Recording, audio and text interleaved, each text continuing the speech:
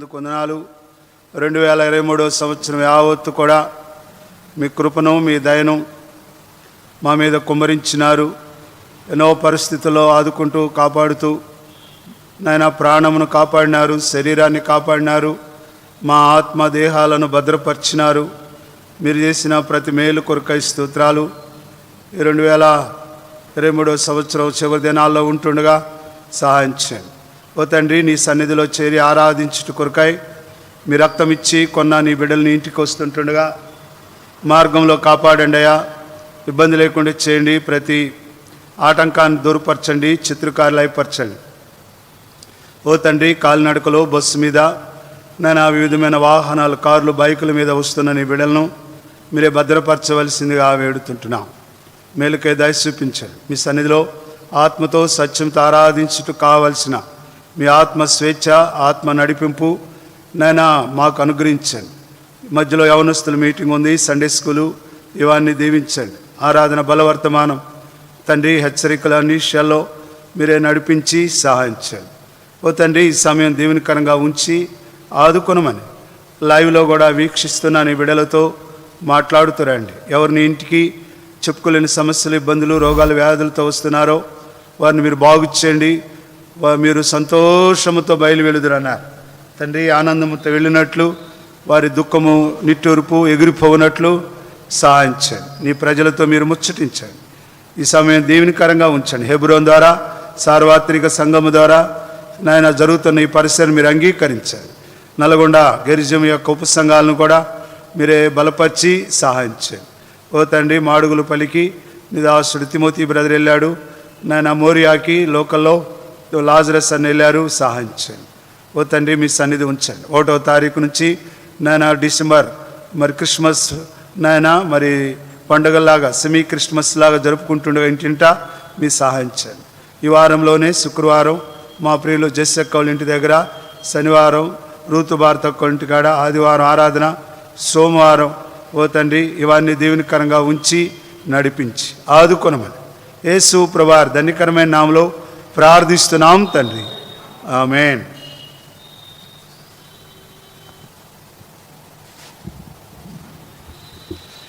పాటలు పాడతారు. భక్తులు ఎవరు రాలేదా?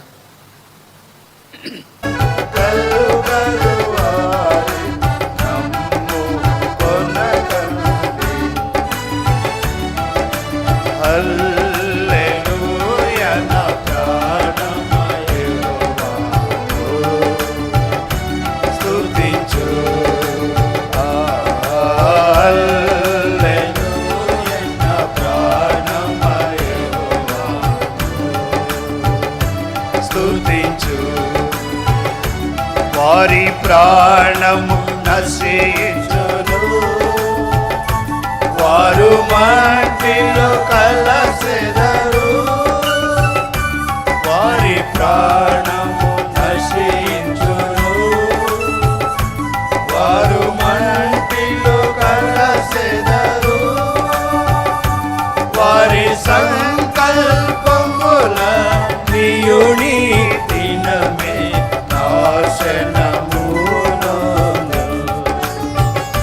వారి సంకల్పములన్నీయు దినమే నాశనము.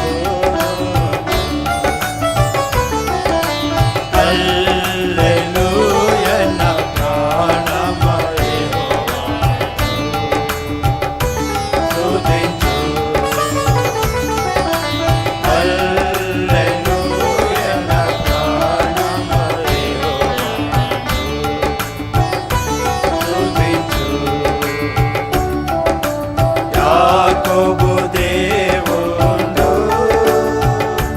యెహోవానికి సాయం వగును,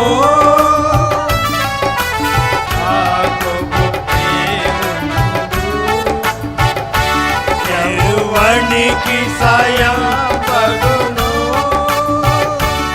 ఎవడెహోవా మీద ఆశ పెట్టును వాడే ధన్యుడు. ఎవడెహోవా మీద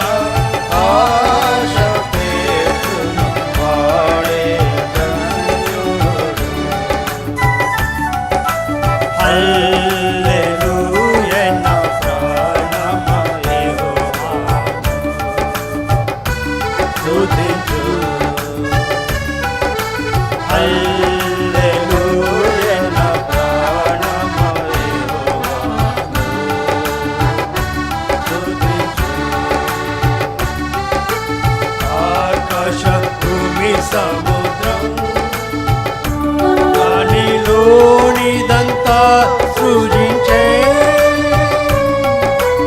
ఆకాశ భూమి సముద్రం దానిలోనిదంతా సృజించే ఆ తండ్రి ఎన్నడైన తన మాటలునా పనివాడు ఆ తండ్రి ఎన్నడైన తన మాటలునా పనివాడు హల్లెలూయా నా ప్రాణమయెహోవాను స్తుతించు హల్లెలూయా నా ప్రాణమయెహోవాను స్తుతించు బాధ నొందిన వారికి అతడే న్యాయము తీర్చు బాధ నొందిన వారికి అతడే న్యాయము తీర్చు ఆకలిగొని నాటి వారికి ఆహారం దయచేయు ఆకలిగొని నాటి వారికి ఆహారం దయచేయు హల్లెలూయా నా ప్రాణమయెహోవాను స్తుతించు హల్లెలూయా నా ప్రాణమయెహోవాను స్తుతించు బంధింపబడిన వారి బంధముడాయన త్రుంచు బంధింపబడిన వారి బంధముడాయన త్రుంచు కూటందుల కన్నులను యెహోవా తెరువ చేసెడివాడు కూటందుల కన్నులను యెహోవా తెరువ చేసెడివాడు హల్లెలూయా నా ప్రాణమయెహోవాను స్తుతించు హల్లెలూయా నా ప్రాణమయెహోవాను స్తుతించు కృంగినట్టి జనులా నింగికెత్తెడు వాడాయనే కృంగినట్టి జనులా నింగికెత్తెడు వాడాయనే నీతిమంతుల నెల్లరిని యెహోవా ప్రేమించు నీతిమంతుల నెల్లరిని యెహోవా ప్రేమించు హల్లెలూయా నా ప్రాణమయెహోవాను స్తుతించు హల్లెలూయా నా ప్రాణమయెహోవాను స్తుతించు పరదేశవాసులను కాపాడు పడాయనే పరదేశవాసులను కాపాడు పడాయనే విరుదిక్కు లేని వారిని విధవల ఆదరించును విరుదిక్కు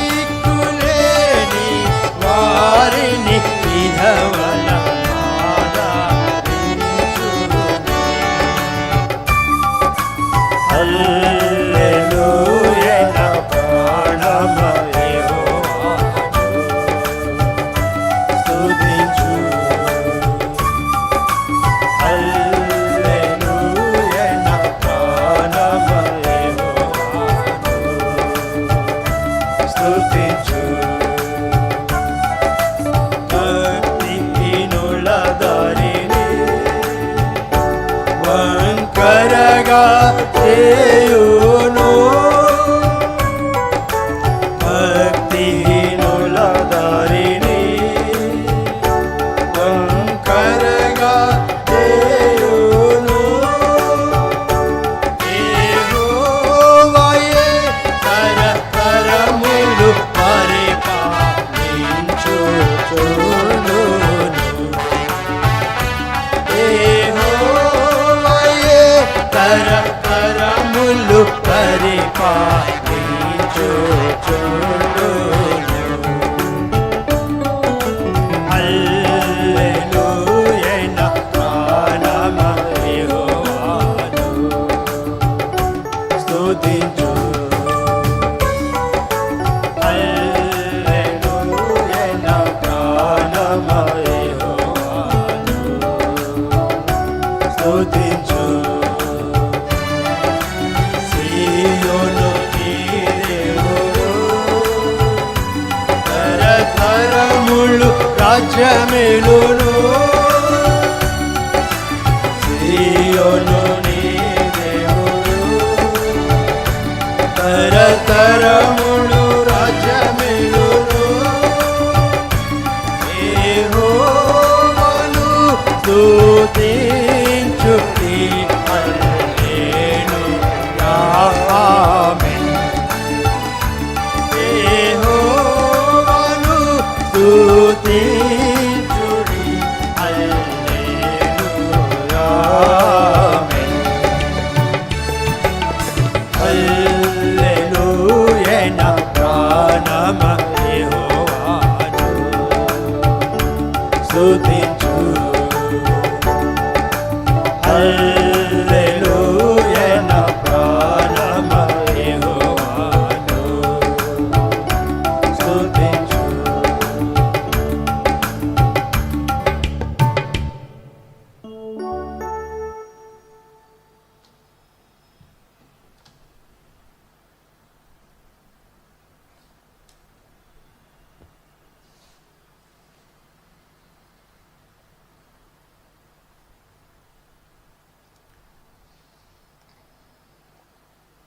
ప్రభువా నీదు ఘననామము పాడి పొగడి ఉదయము ఉప్పొంగి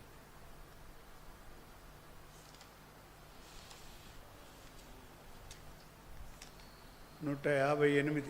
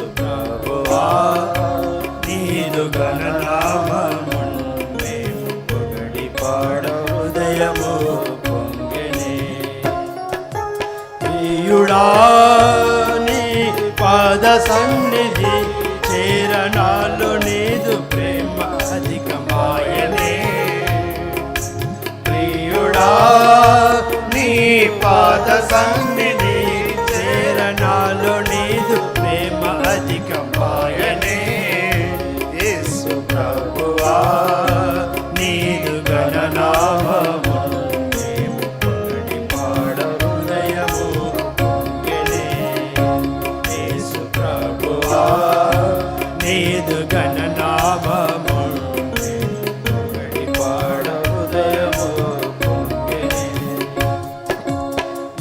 పరములు పొగడునట్టి ఘననామమే ప్రేమ సత్యములు మారని ఘననామమే. ఇహ పరము పొగడునట్టి ఘననామమే ప్రేమ సత్యములు మారని ఘననామమే. శ్రమలన్నీ పాపునట్టి ఘననామమే, శ్రమలన్నీ పాపునట్టి ఘననామమే. భక్తులెల్ల వేళ పొగడి పాడు ఘననామమే, భక్తులెల్ల వేళ పొగడి పాడు ఘననామమే. యేసు ప్రభువా నీదు ఘననామమే, పొగడి పాడ హృదయము పొంగెనే. ప్రభువా నీదు ఘననామమే, పొగడి పాడ హృదయము పొంగెనే.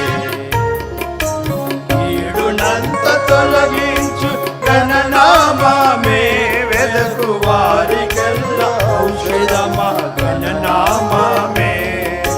కీడునంత తొలగించు ఘననామమే, వెదకు వారికెల్లా ఔషధమా ఘననామమే. సకల మేళ్ళనిచ్చునట్టి ఘననామమే, సకల మేళ్ళనిచ్చునట్టి ఘననామమే. ఈ ధరణి ప్రజల కొనియాడు ఘననామమే, ఈ ధరణి ప్రజలు కొనియాడు ఘననామమే. యేసు ప్రభువా నీదు ఘననామము, పొగడి పాడ హృదయము పొంగెనే. ప్రభువా నీదు ఘననామము, హృదయము పొంగెనే. అపవాదిని తరిమినట్టి ఘననామమే, మమ్ము ప్రేమతోడ కౌగలించే ఘననామమే. అపవాదిని తరిమినట్టి ఘననామమే, మమ్ము ప్రేమతోడ కౌగలించే ఘననామమే. పరిశుద్ధులు పొగడునట్టి ఘననామమే, పరిశుద్ధులు పొగడునట్టి ఘననామమే. పరిశుద్ధుల పరమున చేర్చు ఘననామమే, పరిశుద్ధుల పరమున చేర్చు ఘననామమే. యేసు ప్రభువా నీదు ఘననామము, పొగడి పాడ హృదయము పొంగెనే. ప్రభువా నీదు ఘననామము, పొగడి పాడ హృదయము పొంగెనే. ప్రియుడా, నీ పాద సన్నిధి చేరనాలో నీదు ప్రేమ అధికమాయనే. ప్రియుడా, నీ పాద సన్నిధి చేరనాలో నీదు ప్రేమ అధికమాయనే. యేసు ప్రభువా నీదు ఘననామము, పాడ హృదయము పొంగెనే. ప్రభువా నీదు ఘననామము, పొగడి పాడ హృదయము పొంగెనే.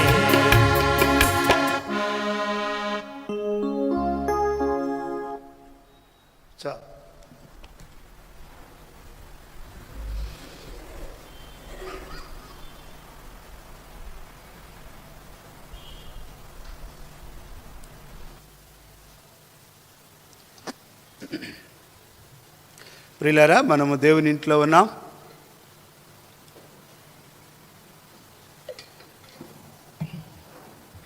యెహోవా తన పరిశుద్ధ ఆలయంలో ఉన్నాడు.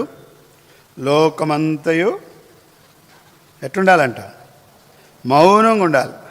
అంటే మనమందరం మౌనంగా ఉండాలి. అంతేకాదు, మన దగ్గర సెల్ ఫోన్ కూడా ఎట్లుండాలి? కనబడకూడదు. దేవుని ఆరాధించే సమయంలో మనం కొంచెం సైలెంట్ మోడ్లో పెడితే మంచిది, లేదా స్విచ్ ఆఫ్ అయితే ఇంకా మంచిది. మనము దేవుని ఇంట్లో బుద్ధిహీనలాగా ఉండకూడదు.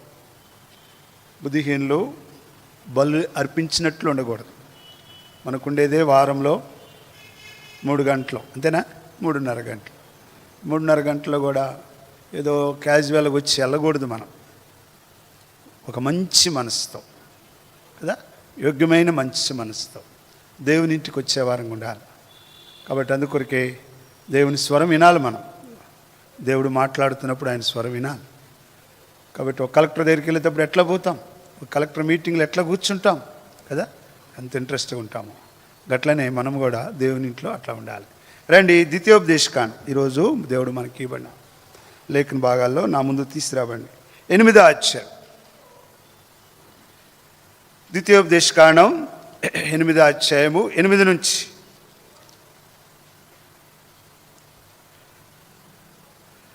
10 వరకు 3 వచనాలు చదువుకుంటాం. ద్వితీయోపదేశకాండం 8వ అధ్యాయము 8 నుంచి 9, 10 వచనాలు. అది గోధుమలు, యావలు, ద్రాక్ష చెట్లు, అందురపు చెట్లు, దానిమ్మ పండ్లను గల దేశము, ఒలీవ నూనెయు తేనెయు గల దేశము. చదవండి. కరువు అనుకోనకుండా నీవు ఆహారం తిను దేశం, అందులో నీకు ఏ లోపముండదు. అది ఇనపరాలు గల దేశం, దాని కొండలలో నువ్వు రాగి త్రవ్వి తీయవచ్చును. నీవు తిని తృప్తి పొంది నీ దేవుడైన యెహోవా నీకు ఇచ్చిన మంచి దేశమును బట్టి ఆయనను స్తుతింపవలెను. ఎవరిని? నీకిచ్చినటువంటి ఆయనను, నీ దేవుణ్ణి బట్టి ఏం చేయాలంట? మనము స్తుతించాలి. స్తుతించుట ఆరాధనలో ఒక భాగం. ఆరాధన కార్యక్రమం అంటే మొట్టమొదటిగా ప్రార్థన ఉంటుంది. ఆరాధన మొట్టమొదటిలో ఏముంటుంది? ప్రార్థన ఉంటుంది. రెండవది ఆరాధనలో పాటలు ఉంటాయి. అర్థమైందా? మూడవది ఆరాధన సంబంధించిన వాక్యం ఉంటుంది. నాలుగవది వ్యక్తిగతంగా ఆరాధించాలి. ఆరోది బల్ల వర్తమానం, మెయిన్ మెసేజ్, హెచ్చరికలు ఉంటాయి. అర్థమైందా? చివరిది ప్రభు బలలో పాల్గొనటం. ఆఖరిది కానుకలు సమర్పించటం. ఇది ఆరాధన. వీటిలో నువ్వు ఒకటి కోల్పోయినా ఆరాధనలో పాల్గొనలేనట్టే. అంటే కొన్ని మార్కులే పడతాయి నీకు. అంటే ప్రారంభ ప్రార్థనలో నువ్వు పాల్గొనకపోతే ఎంత కట్ చేయాలో మరి అది నీవే తెలుసుకోవాలి. ఆరాధన వర్తమానం పోగొట్టుకుంటే సగం మార్కులు పోయినట్టే. అర్థమైందా? బల్ల వర్తమానానికి వస్తే ఏదో 25% నీవు 25% పాస్ అవుతారా? పాస్ కాదు. అర్థమైందా? అందుకొరకే మనం ఫుల్గా ఉండాలి. ఆఫ్గా ఉండాలా? దేవుడు మనకు పరిపూర్ణుడు, మనం కూడా ఎట్టుండాలి? అందుకొరకు దేవుని ఇంట్లో మనం ఆరాధన, ఎక్కడైనా నువ్వు ఎక్కడున్నా కానీ ఆరాధనలో మనం వీటిల్లో మనం పాల్గొనాలి. అదే సంపూర్ణమైన ఆరాధన. సరే, ఇప్పుడు మనం చూస్తుంటున్నాం, వారు దేవుణ్ణి స్తుతింపవలెను అంట. దేనికంటే ఆ దేవుడు వారికి ఇచ్చిన దేశమును బట్టి, ఆ యొక్క విధానాన్ని బట్టి వారు దేవుణ్ణి స్తుతించేవారు ఉన్నారు. అవును ప్రియులారా, వారు ఇశ్రాయేలీలు ప్రియులారా గొర్రెపిల్ల రక్తము చేత విడిపించబడ్డారు. గొర్రెపిల్ల రక్తము చేత విడిపించబడి 450 సంవత్సరాలకు ఉన్నటువంటి బానిసత్వపు యొక్క సంఖ్యలను విడిపించబడి కనాను దేశంలో ప్రవేశించిన తర్వాత వారు దేవుణ్ణి ఆరాధించేటువంటి వారుగా ఉన్నారు.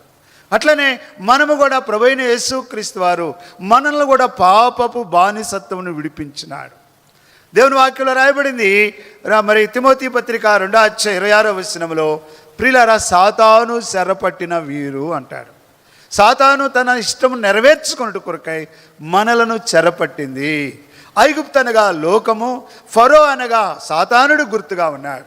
అందుకొరకే నిర్గమాకాండం 18 ఈ మాట రాయబడింది. చూడండి, నిర్గమాకాండం 18 ఐగుప్తు చేతిలో నుండి, తర్వాత ఫరో చేతిలో నుండి కదండి, పదే మనకు అర్థమవుతుంటుంది. 18 ఎన్నో వచనం? 9వ వచనం చూసినారు. 8వ వచనం కూడా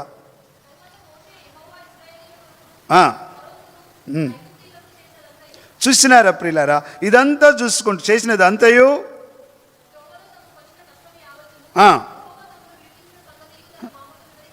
యెహోవా తమను విడిపించినాడు.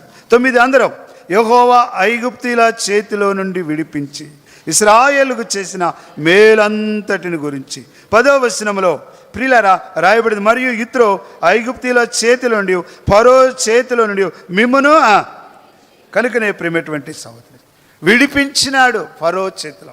ఫరో అనగా ప్రియులారా లోకాధికారి సాతానుడు గుర్తుగా ఉన్నాడు. ఐగుప్తు అనగా లోకము. దేవుడు మనల్ని కూడా లోకం అనేటువంటి విడిపించి ప్రియులారా ఫరోను జయించి,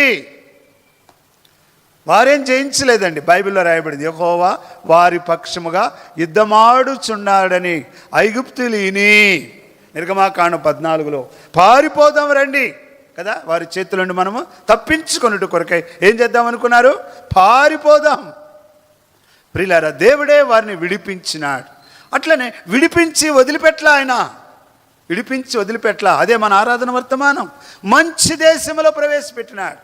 ఈ మంచి దేశంలో మనం చదువుకున్నాం కదా, ద్వితీయోపదేశకాండం 8 8, 9, 10 వచనాల్లో మంచి దేశం, ఈ దేశంలో ప్రవేశించుట కొరకాయ ప్రియులారా ఆ యొక్క బానిసత్వం విడిపించిన. అట్లనే ఫరోను అనగా సాతానుడును ప్రభువైన యేసుక్రీస్తు వారిని మనల్ని చెరపట్టి ఉండగా వారిని చెరలో నుండి విడిపించి, బైబిల్లో రాయబడింది కదా కొలసీ పత్రికలో, విజయోత్సవముతో మనల్ని ఊరేగించినాడు. మన మీద రుణముగాను మన మీద పాప పరిహార పత్రముగా ఉన్నటువంటి పాపములను తుడిసివేసి ప్రియులారా మనల్ని విడిపించినటువంటి దేవునికి స్తోత్రము అని మనం ఆరాధించేవారు కూడా.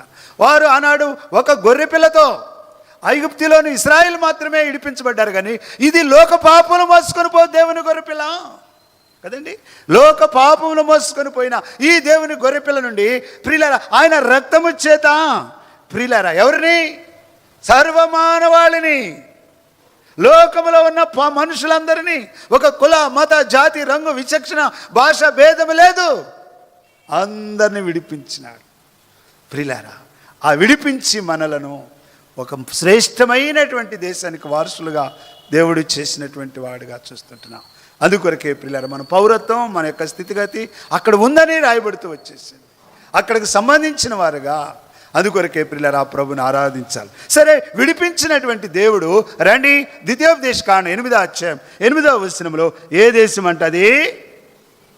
ఏ దేశం అంటది? చదవండి.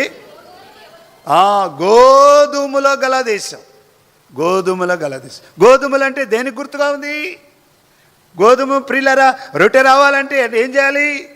గోధుమలు ప్రియులారా మనం గటక తాగాలంటే ఏం చేయాలి? చపాతీ చేసుకోవాలంటే ఇంకా గోధుమలతో ఏం చేయాలి?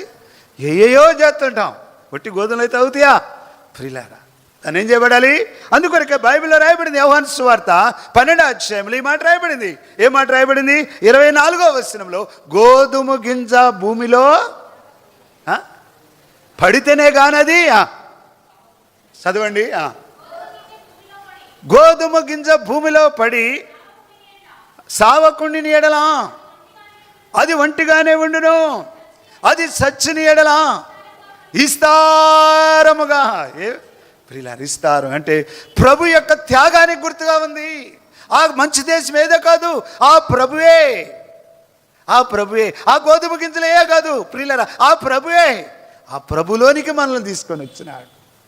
అందుకొరకే మనం స్తుతించాలి. ఆయన చనిపోయి, ఆయన క్రయం, ఆయన రక్తం, ఆయన మౌనముగా ఉంటాం. అన్యాయపు తీర్పు తీర్చినప్పుడు నీతిగల న్యాయాధిపతికి అప్పగించుకున్నాడు. కొరడాతో కొట్టగొడుతున్నప్పుడు ప్రియులారా గొర్రె బొచ్చు కత్తిరించవా అని ఎదుట మౌనంగా ఉన్నట్లు ఆయన నోరు తెరవలేదు. ప్రియులారా పేతురుతో అంటాడు, నేను ఈ సమయమందు తండ్రిని అడిగిన ఎడల ఎంతమంది అంట? 12 వ్యూహాల కంటే ఎక్కువ మంది సైన్యం రాదా? ప్రియులారా ఆయన వచ్చిన ఉద్దేశం చనిపోటు కొరకే, సర్వమానవాళి విమోచన కొరకే.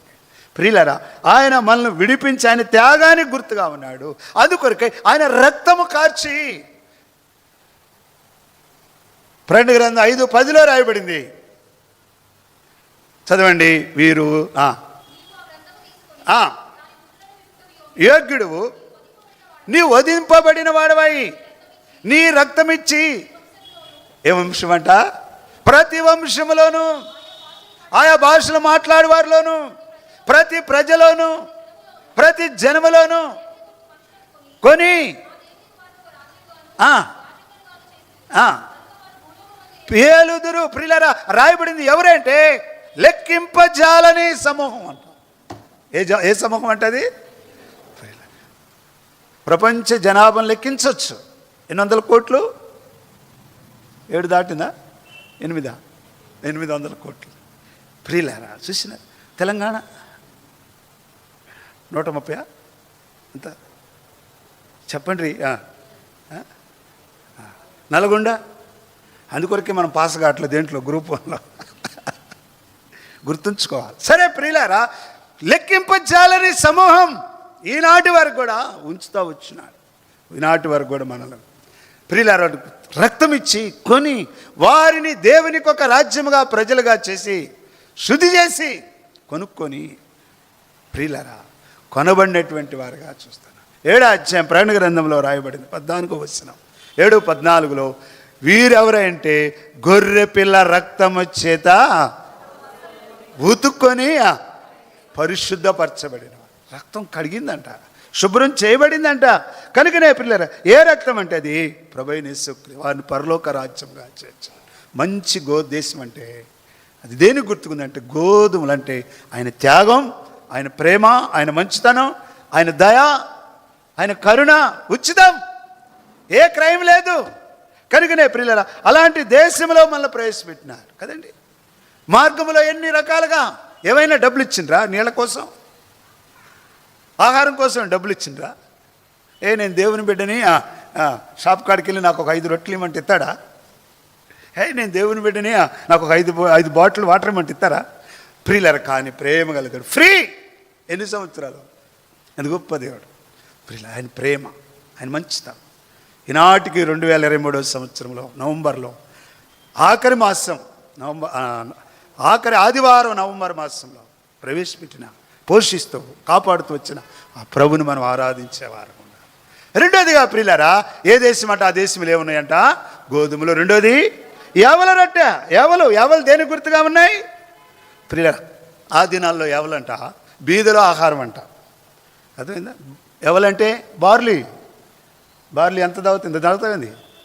ఎంత తాగుతారు? ఒక గ్లాసు, అది వేడిగుంటేనే కదా తాగలుగుతాం. ఎక్కువ కూడా అది వేడి చల్లారిపోతే అసలు తాగలేం. 50 రెట్లు ప్రిల్లర్. ఇంకా ఆ వేడి కాదు, ఎన్ని రోజులు అవుతుందో ఆ పిల్లవాడి దగ్గర అంట.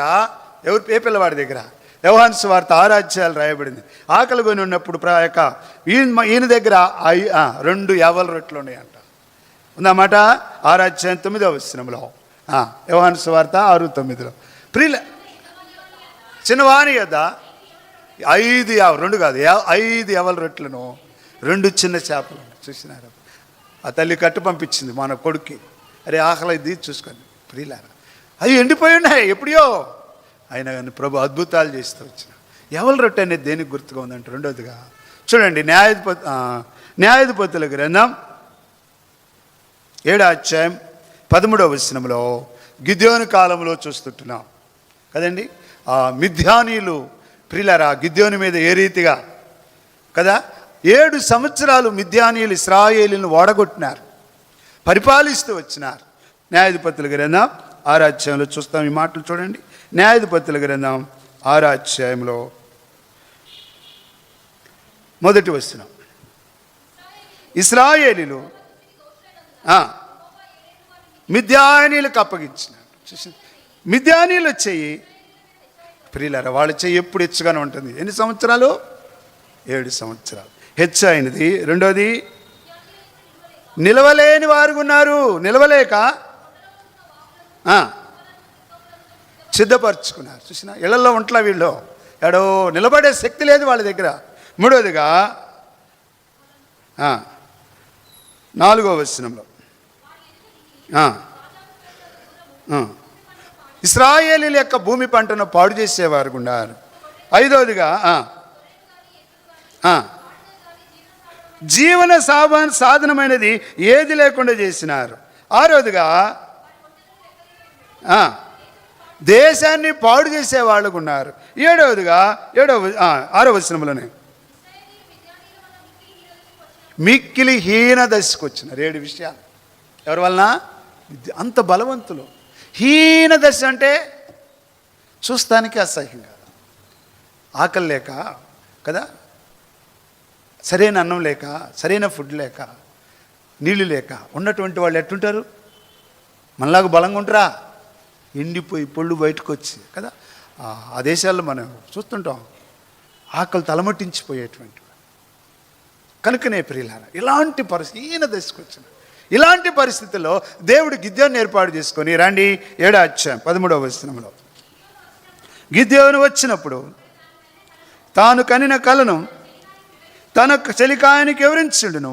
ఎట్లనగా, నేను ఒక కలగంటిని, యవల రొట్టె ఒకటి మిద్యానీల దండులోనికి దొర్లి ఒక గుడారమును వచ్చి దాన్ని పడగొట్టి దాన్ని తలకిందులు చేసినప్పుడు చూసినారా, గిద్యోనీల మీద విజయం ఇచ్చింది ఆ యవల రొట్టె. అర్థమైందా? కనుకనే ప్రియులారా, ఏం జరిగిందంటే వాళ్ళందరిని అతను చేయగలిగినాడు, ఉరికిచ్చి కొట్టగలిగినాడు. ఎన్ని సంవత్సరాలు వీరి జీవితంలో నెమ్మదిగా ఉన్నారంటే, రండి ఇప్పుడు 8వ అధ్యాయము 28వ వచనం, న్యాయాధిపతుల గ్రంథం 8వ అధ్యాయం 8వ వచనం. మిద్యానీలు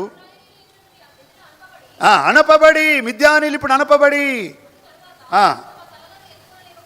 తమ తలలను ఎవరు ఎదుట? దేవుని ప్రజల ఎదుట, ఇశ్రాయేలు ఎదుట తలలు ఎత్తుకోలేకపోయిరి. గిద్యోను దినములలో 40 సంవత్సరములు నిమ్మళంగా. ఎంత గొప్ప ఫౌండేషన్, ఎంత గొప్ప కార్యం. ప్రియులారా, యవల రొట్టె దేనికి గుర్తుకుందంటే, దేవుడు బలహీనలను బలపరిచేవాడుగా, దేవుడు బలవంతులను సిగ్గుపరచుట కొరకై బలహీనలు ఏర్పాటు చేసుకుని పిరికివాడైన గిద్యోనే. వాళ్ళ జీవితాలు అట్లా ఉన్నాయి. 7 రకాలుగా చూసినాం. శత్రువు చేయచ్చుగా ఉన్నది, నిలవలేని పరిస్థితి, పారిపోయేటువంటి స్థితిగతి, జీవన సంబంధమైన ఏది లేదు. పాడు చేసేవాళ్ళగా, నష్టం చేసేవాళ్ళగా. ప్రియులారా, మిక్కిలి హీన, ఇలాంటి హీన దశకు వచ్చినటువంటి వారు దేవుడు ఏ రీతిగా ఆయన బలపరుస్తూ వచ్చినాడు. దేవుడు వారిని ఏ రీతిగా ఆదుకుంటూ గిద్యోను పక్షంగా యుద్ధాలు జరిగించి జీవిస్తున్నాడు. ఈనాడు ప్రభువైన దేవుని ద్వారా మనము కూడా విడిపించబడి మనల్ని వదిలిపెట్టలైనా మనకు తోడుగా ఉండి మనల్ని బలపరుస్తూ, ఈ మార్గం అంతట్లో వచ్చిన మార్గం అంతట్లో మనుషుడు తన కుమారుని ఎత్తుకొని వచ్చినట్లు ద్వితీయోపదేశకాండం 1వ అధ్యాయం రాయబడింది. ద్వితీయోపదేశకాండం 1వ అధ్యాయము 29, 30, 31 వచనాల్లో, ప్రియులారా, అరణ్యములోను ఐగుప్తులోను మీ పక్షమున మీ కొరకు యుద్ధము చేసినాడు. అనాథలు గిడిచిపెట్ల. ఈనాడు మన చిత్తలో బలహీనలను మనల్ని బలపరిచి, మనకంటే బలవంతులంట వాళ్ళు. ఎవరంట వాళ్ళు? మనకంటే బలవంతులంట వారు. ప్రియమైనటువంటి సహోదరి సోదరుడు, 38వ కీర్తన 19లో రాయబడింది. కీర్తనల గ్రంథం 38వ కీర్తన 19వ వచనంలో, నా శత్రువు సురుకైన వారును బలవంతులైనారు, నిర్హేతముగా. ప్రియులారా, కారణం లేకుండానే ద్వేషిస్తారు. కారణం లేకుండానే కొన్నిసార్లు ఇంట్లో గొడవలు, పక్కమటి గొడవలు, నిర్హేతముగా, నాకంటే కారణం లేకుండానే ద్వేషించేటువంటి వారు ఉన్నాడు. 2వ సమూయేలు గ్రంథం 22:18లో రాయబడింది. 2వ సమూయేలు గ్రంథం 22:18లో బలవంతులకు పగవారు, నన్ను ద్వేషించేవారు నాకంటే బలిష్ఠులుగా ఉన్నారు. చూసినారా ప్రియులారా, ద్వేషించేవారు ఉన్నారు. ప్రియులారా, ఇంకంతేకాదు, 142వ కీర్తన 6వ వచనంలో, 142వ కీర్తన 6వ వచనంలో, నేను చాలా కృంగి ఉన్నాను, తరిమేవారు ఉన్నారు, నాకంటే బలవంతులు ద్వేషించేవారు ఉన్నారు, నిలబడకుండా చేసేవారు ఉన్నారు. ఇలాంటి పరిస్థితిలో ఆనాడు గిద్యోను బలపరిచినట్టు బైబిల్లో రాయబడింది కదా. లూకాసు వార్త 10:19లో యేసు ప్రభువారు మంచి వాగ్దానం ఇచ్చినాడు తన శిష్యులతో మాట్లాడుతూ. మనకు కూడా అదే. లూకాసు వార్త 10:19, ఇదిగో పాములను తేళ్లను త్రొక్కుటకును శత్రు బలమంతటి మీద ప్రియులారా అధికారం ఇచ్చినాడు. ఏదియు మీకెంత మాత్రమునో, లూకాసు వార్త 10:19, ఏదియు ప్రియులారా ద్వేషించేవారు ఉన్నా, తరిమేవారు ఉన్నా, బలిష్ఠులుగా ఉన్నా, దేవుడు మనకు విజయం ఇచ్చి, అందుకొరకు మనకు విజయం అనుగ్రహించిన దేవునికి స్తోత్రం. ప్రతి స్థలంలో, ప్రతి విషయంలో భక్తులు పాడుతూ వచ్చినాడుగా, ప్రతి స్థలమందు కదండి ఊరేగించున్న దేవునికి కనుకనే ప్రియుల, కనుకనే ఆయన మన జీవితం యావల్ రొట్టెనేది అనుకుంటే మనం బలహీనమే అని ఏర్పాటు చేసి మనం బలపరిచి శత్రువులను విజయం ఇచ్చి మనకు ఆనాడు గిద్దైన కాలం నెమ్మదిచ్చినట్టు మనకు నెమ్మది ఇచ్చిన ప్రభుకు స్తోత్రం.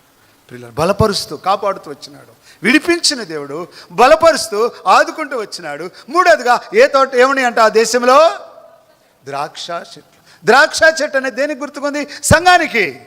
అదే కదా యెషయా గ్రంథం 5వ అధ్యాయము 1వ వచనంలో రాయబడింది, నా ప్రియునికి ఒక ద్రాక్ష తోట, నా ప్రియుని గురించి పాడిదిని వినుడి, అతని ద్రాక్ష. కీర్తన 80వ కీర్తన 8వ వచనం. కీర్తన 80వ కీర్తన 8వ వచనం. 80వ కీర్తన 8వ వచనం. నువ్వు ఐగుప్తులో నుండి చూసినారా ప్రియులారా, ద్రాక్ష వల్లిని తెచ్చితివి ఎల్లగొట్టి. ప్రియులారా, ఈనాడు దేవుడు మనల్ని విడిపించేసి తన తోటలో, ద్రాక్ష తోటలో, సంఘములో మనల్ని నాటినాడు. ఏ తోట అంటే సత్తువు గల భూమిలో కదా. యెషయా 5వ అధ్యాయం రాయబడింది, సత్తువు గల భూమిలో దాన్ని కొరకై సేద్యం చేసినాడు, ఏరి పారేసినాడు, కొండలు మొలకలు అన్నీ కొడతా, ముళ్ళ తప్పులు అన్నీ తొలగించి. ప్రియులారా, సంఘములో మనల్ని అంగములుగా చేసినాడు. ఈ సంఘములో దేవుడు తన స్వరక్తం ఇచ్చినా తన సంఘములో ప్రియులారా మనల్ని చేర్చినాడు, అనాథలు గడవక.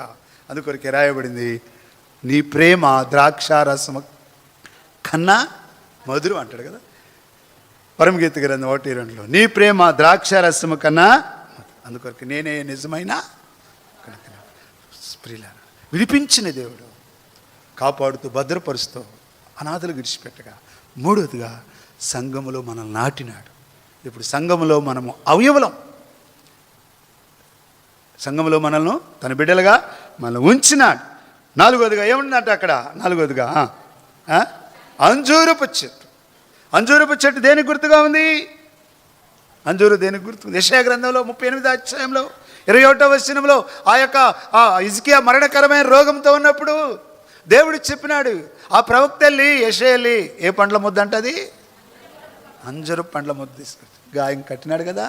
గాయాలు కట్టేటువంటి గాయాలు మన గాయాలను, శత్రువు చేసిన గాయాలు కదండి, శత్రువు చేసి మనంతట మనం చేసుకున్న గాయాలు కొన్ని ఉంటాయి కదా, మనంతట మనం చేసుకున్నవి శత్రువు చేసినవి కొన్ని ఉంటాయి కదా. బైబిల్లో రాయబడింది, వాడు రాళ్లతో తన్ను తాను గాయపరుచుకొని ఉండెను. ఎవరు? మీరు చెప్పండి, ఏం పేరు ఆడి పేరు? సేనాదయం పట్టినవాడు కదండి, తను గాయపరుచుకుంటున్నాడు కదా. ఇంకంతేనా? లూకాసు వార్త 10వ అధ్యాయంలో దొంగల చేతిలో చిక్కుని గాయపడ్డాడంట. ఎవరు వాడు? సమరయుడా. దిగిపోతున్నాడు, పైన వాడు కింద దిగిపోతున్నాడు. దేని చూస్తున్నాడో దిగిపోతున్నాడు, శత్రు చేతిలో దిగిపోయి దోచుకొనబడి. ప్రియులారా, ఈనాడు మన గాయాలు కట్టేటువంటి, అందుకొరకే నయోమి యొక్క గాయాలు కట్టినాడు. దిగిపోయిన వాడు వాళ్ళు ఏదో చూసి గాయపరుచుకున్నారు తమ జీవితంలో. ప్రియులారా, అక్కడికి వెళ్ళి బతుకుదామని దేవుణ్ణి లేకుండానే పోయినారు ప్రియులారా. అయినప్పటికీ కూడా దేవుడు వారిని తిరిగి కట్టుడు కొరకై రూతునిచ్చి, రూతులో నుంచి ఎవరు వచ్చినారు? ఓబేదులో నుంచి చెప్పండి, యెషయాలో నుంచి దావీదులో నుంచి. ప్రియులారా, మన గాయాలు కట్టడం. ఆ యొక్క నయోమి గాయాలు కట్టబడింది. ఆ ఊరోళ్ళందరూ ఇప్పుడు వచ్చి అంటారు, ఎవరిని చూసి?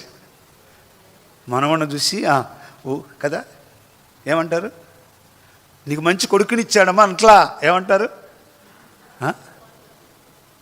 4వ అధ్యాయం రూతు గ్రంథంలో రాయబడింది, ముసలితనమందు నీకు పోషకుడుగా ఉండటానికి నీ కొడుకునిచ్చాడమ్మా నయోమి.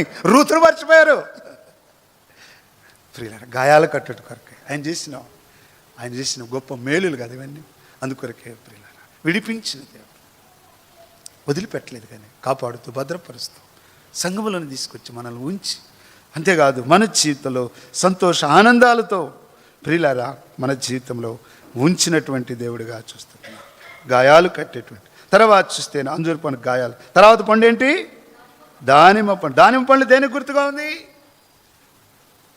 ద్వితీయోపదేశకాండ 28వ అధ్యాయం 33వ వచనంలో ప్రధాన యాజకుడు తన అంగీ కింద ఏమిటి అంట? దేని గుర్తుకుంది? మన ప్రధాన యాజకుడు పరిచారకుడుగా, దేవునికి మానవునికి మధ్యవర్తిగా ప్రధాన యాజకుడు ఆయనే ప్రియులారా మనల్ని కాపాడుతూ భద్రపరుస్తున్నాడు. మనకు ఇట్టి ప్రధాన యాజకుడు సరిపోయిన వాడు అంటాడు.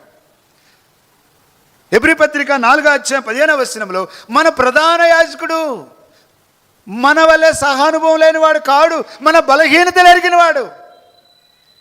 అందుకొరకే తండ్రి కుడిపార్శ్వన కూర్చొని మన కొరకు విజ్ఞాపన చేస్తూ కాపాడుతూ, అందుకొరకే కొనుకడు మన దేవుడు ఎన్నడు నిద్రించడు.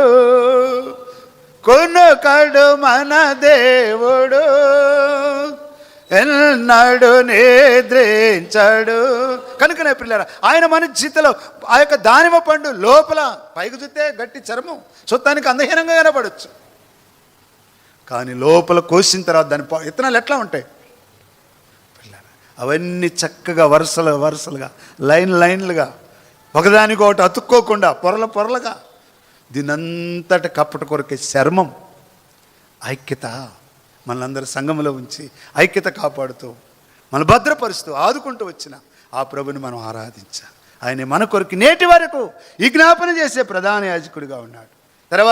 తర్వాత ఏమన్నా అంటే ఇంకా ఒలీవ అనేది ప్రియులారా ఘనమైనటువంటిది, సన్మానానికి గుర్తుగా. కనుకనే ఈనాడు దేవుని బిడ్డ న్యాయాధిపతులు 9:9 రాయబడింది. దేనికి గుర్తుకుందంట? సన్మానమునకు. అంతేకాదు దీపం నిత్యం నిర్గమాకాండం 27-20వ వచనంలో దీపము నిత్యము వెలుగుచుంటు కొరకు ఏదంట? దంచి తీసిన ఆయనే మన ఒలీవని, మన దీపాలను వెలిగించి శత్రువు మన దీపాలను ఆరిపోయి చేసేవాడుగా, చీకటిలో కూడా మన దీపాలను వెలిగింపజేసేటువంటి వాడు. ఆ ప్రభుని ఆరాధించాలి. ఆఖరిది తేనె అంటారు. పాలు తేనెలు కదా. తేనె అంటే దేనికి గుర్తుగా ఉంది? తృప్తి కదా. అంత తింటే అసలు ఏముంటుంది? తేనె తృప్తి. ఎక్కువ తాగలేం కదా, కొంచెం తింటే చాలా ఏం తృప్తి. తేనె వల్ల మనం తృప్తిపరిచినాడు ప్రేమటువంటి సహోదరి సోడా. అందుకొరకే 103వ కీర్తన 5లో రాయబడింది, ఆయన మేలులతో నిన్ను తృప్తిపరిచినాడు కదా. కానీ ఊహించలేనటువంటి, వివరించలేనటువంటి గొప్ప మేలులతో. ఎందుకంటే ఈ మేలులు చేసింది ఇర్మియా 31:14. ఇర్మియా గ్రంథం 31:14.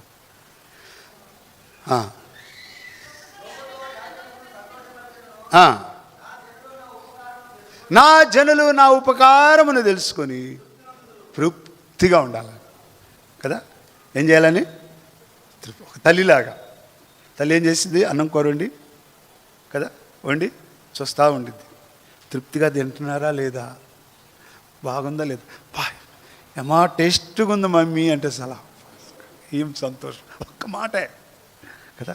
దేవుడు కూడా తృప్తిగా ఉండాలని మనకు చేసిన ఉపకారాన్ని బట్టి. అందుకొరకే ఆ మంచి దేశంలో మనం ప్రవేశపెట్టి ద్వితీయోపదేశకాండ 8:8. ఎందుకంటే నువ్వు ఆయన్ని స్తుతించాలి, నువ్వు ఆయన్ని అట్లాగైతే ఆరాధిద్దామా, అట్లాగైతే గణపరుస్తామా ప్రియులారా? ఆయన మన జీవితంలో విడిపించిన దేవుడు, సంఘములో కాపాడుతూ భద్రపరుస్తూ, సంఘములో నాటుతూ, మనల్ని సంతోషపరుస్తూ, మనల్ని తృప్తిపరుస్తూ, మనం చేసిన ఉపకారాలను బట్టి ఎలాంటి వారమో గిద్దెని కాలంలో చూసినాం కదా. చూడనసహిగా ఉన్నవారము కదా, హీన దశకొచ్చి నిలబడలేని వారం, పారిపోయేవాళ్ళం, పాడు చేయబడ్డవారం, దోచుకొనబడిన వారం. ఇలాంటి మనల్ని విడిపించిన ఆ ప్రభుని ఆరాధించకుండా ఎట్లా ఉండగలుగుతాం? అట్లయితే ఆరాధిద్దాం. ఒక పల్లె పాడుతుండగా సండే స్కూల్ పిల్లలు కిందకి వెళ్తారు, యవనస్తులు పైన ఆరాధిస్తారు. ఆరాధించి ఒక ఇద్దరు తర్వాత ప్రభుని వాక్యం వింటారు. అక్కడ మిగతా వారు ఇక్కడ ప్రభుని స్తుతిద్దాం. ఒక పల్లె పాడుతారండి.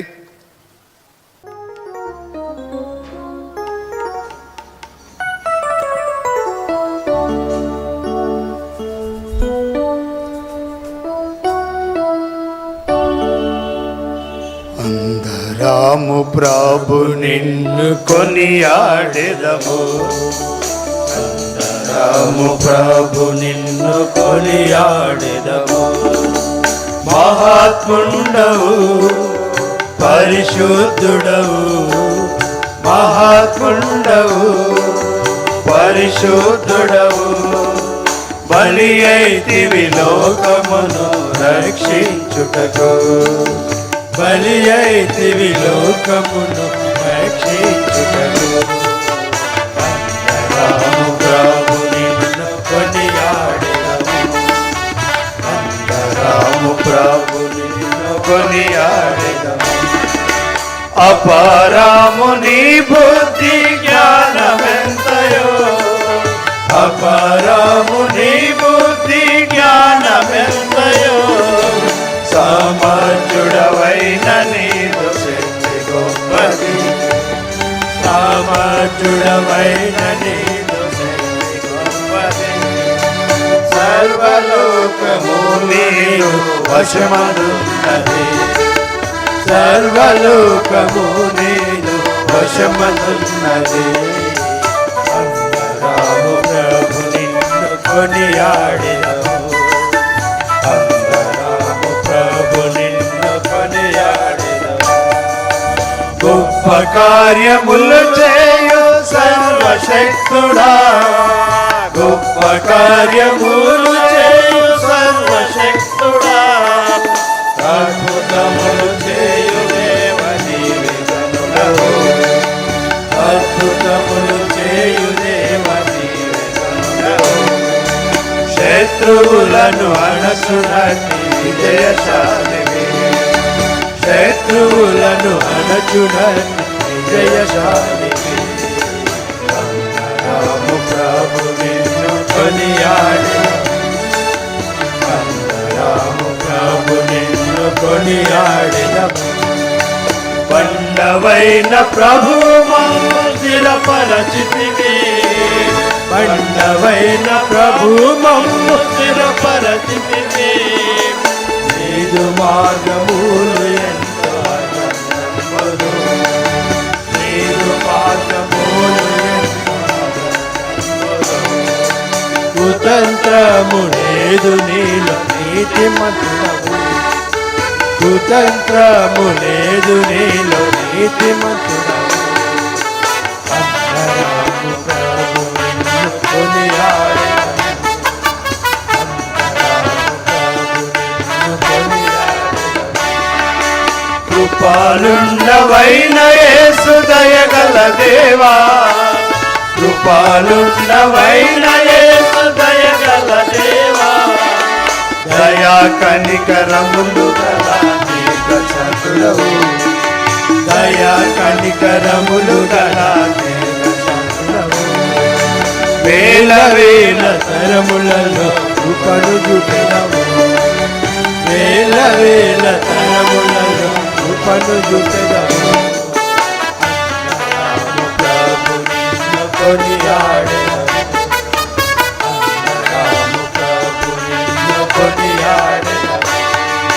క్షమించెదము మానవుల పాపములెల్లా, క్షమించెదము మానవుల పాపములెల్లా. విరోధులకు ప్రేమ చూపు దయామయుడవు, విరోధులకు ప్రేమ చూపు దయామయుడవు. పాపములను దేశించెడు న్యాయవంతుడా, పాపములను దేశించెడు న్యాయవంతుడా. అందరము ప్రభు నిన్ను కొనియాడెదము, అందరము ప్రభు నిన్ను కొనియాడెదము. మహాత్ముండవు పరిశుద్ధుడవు, మహాత్ముండవు పరిశుద్ధుడవు, బలి అయితివి లోకమును రక్షించుటకు, బలి అయితివి లోకమును రక్షించుటకు. అందరము ప్రభు నిన్ను కొనియాడెదము, అందరము ప్రభు నిన్ను కొనియాడెదము. బైబిల్ పల్ల పాడుకుంటూ నుంచోనే పాడుకుంటాం.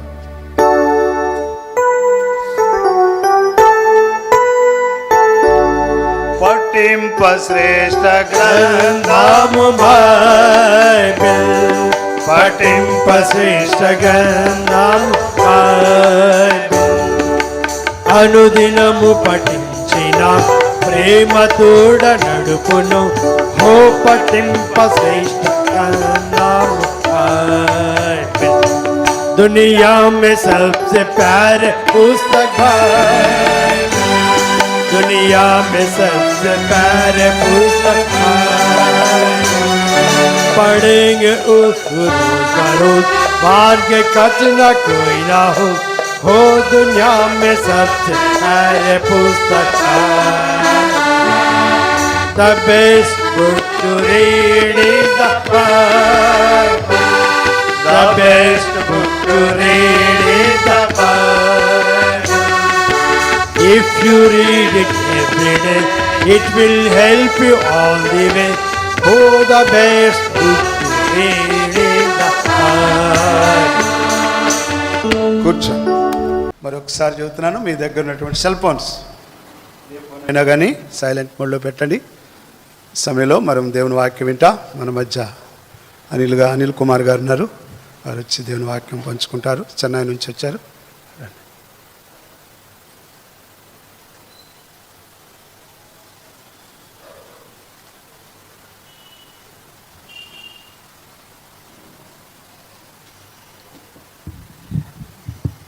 ప్రభు యొక్క నామమును బట్టి మీ అందరికీ శుభాభివందనములు తెలియచేస్తున్నాం.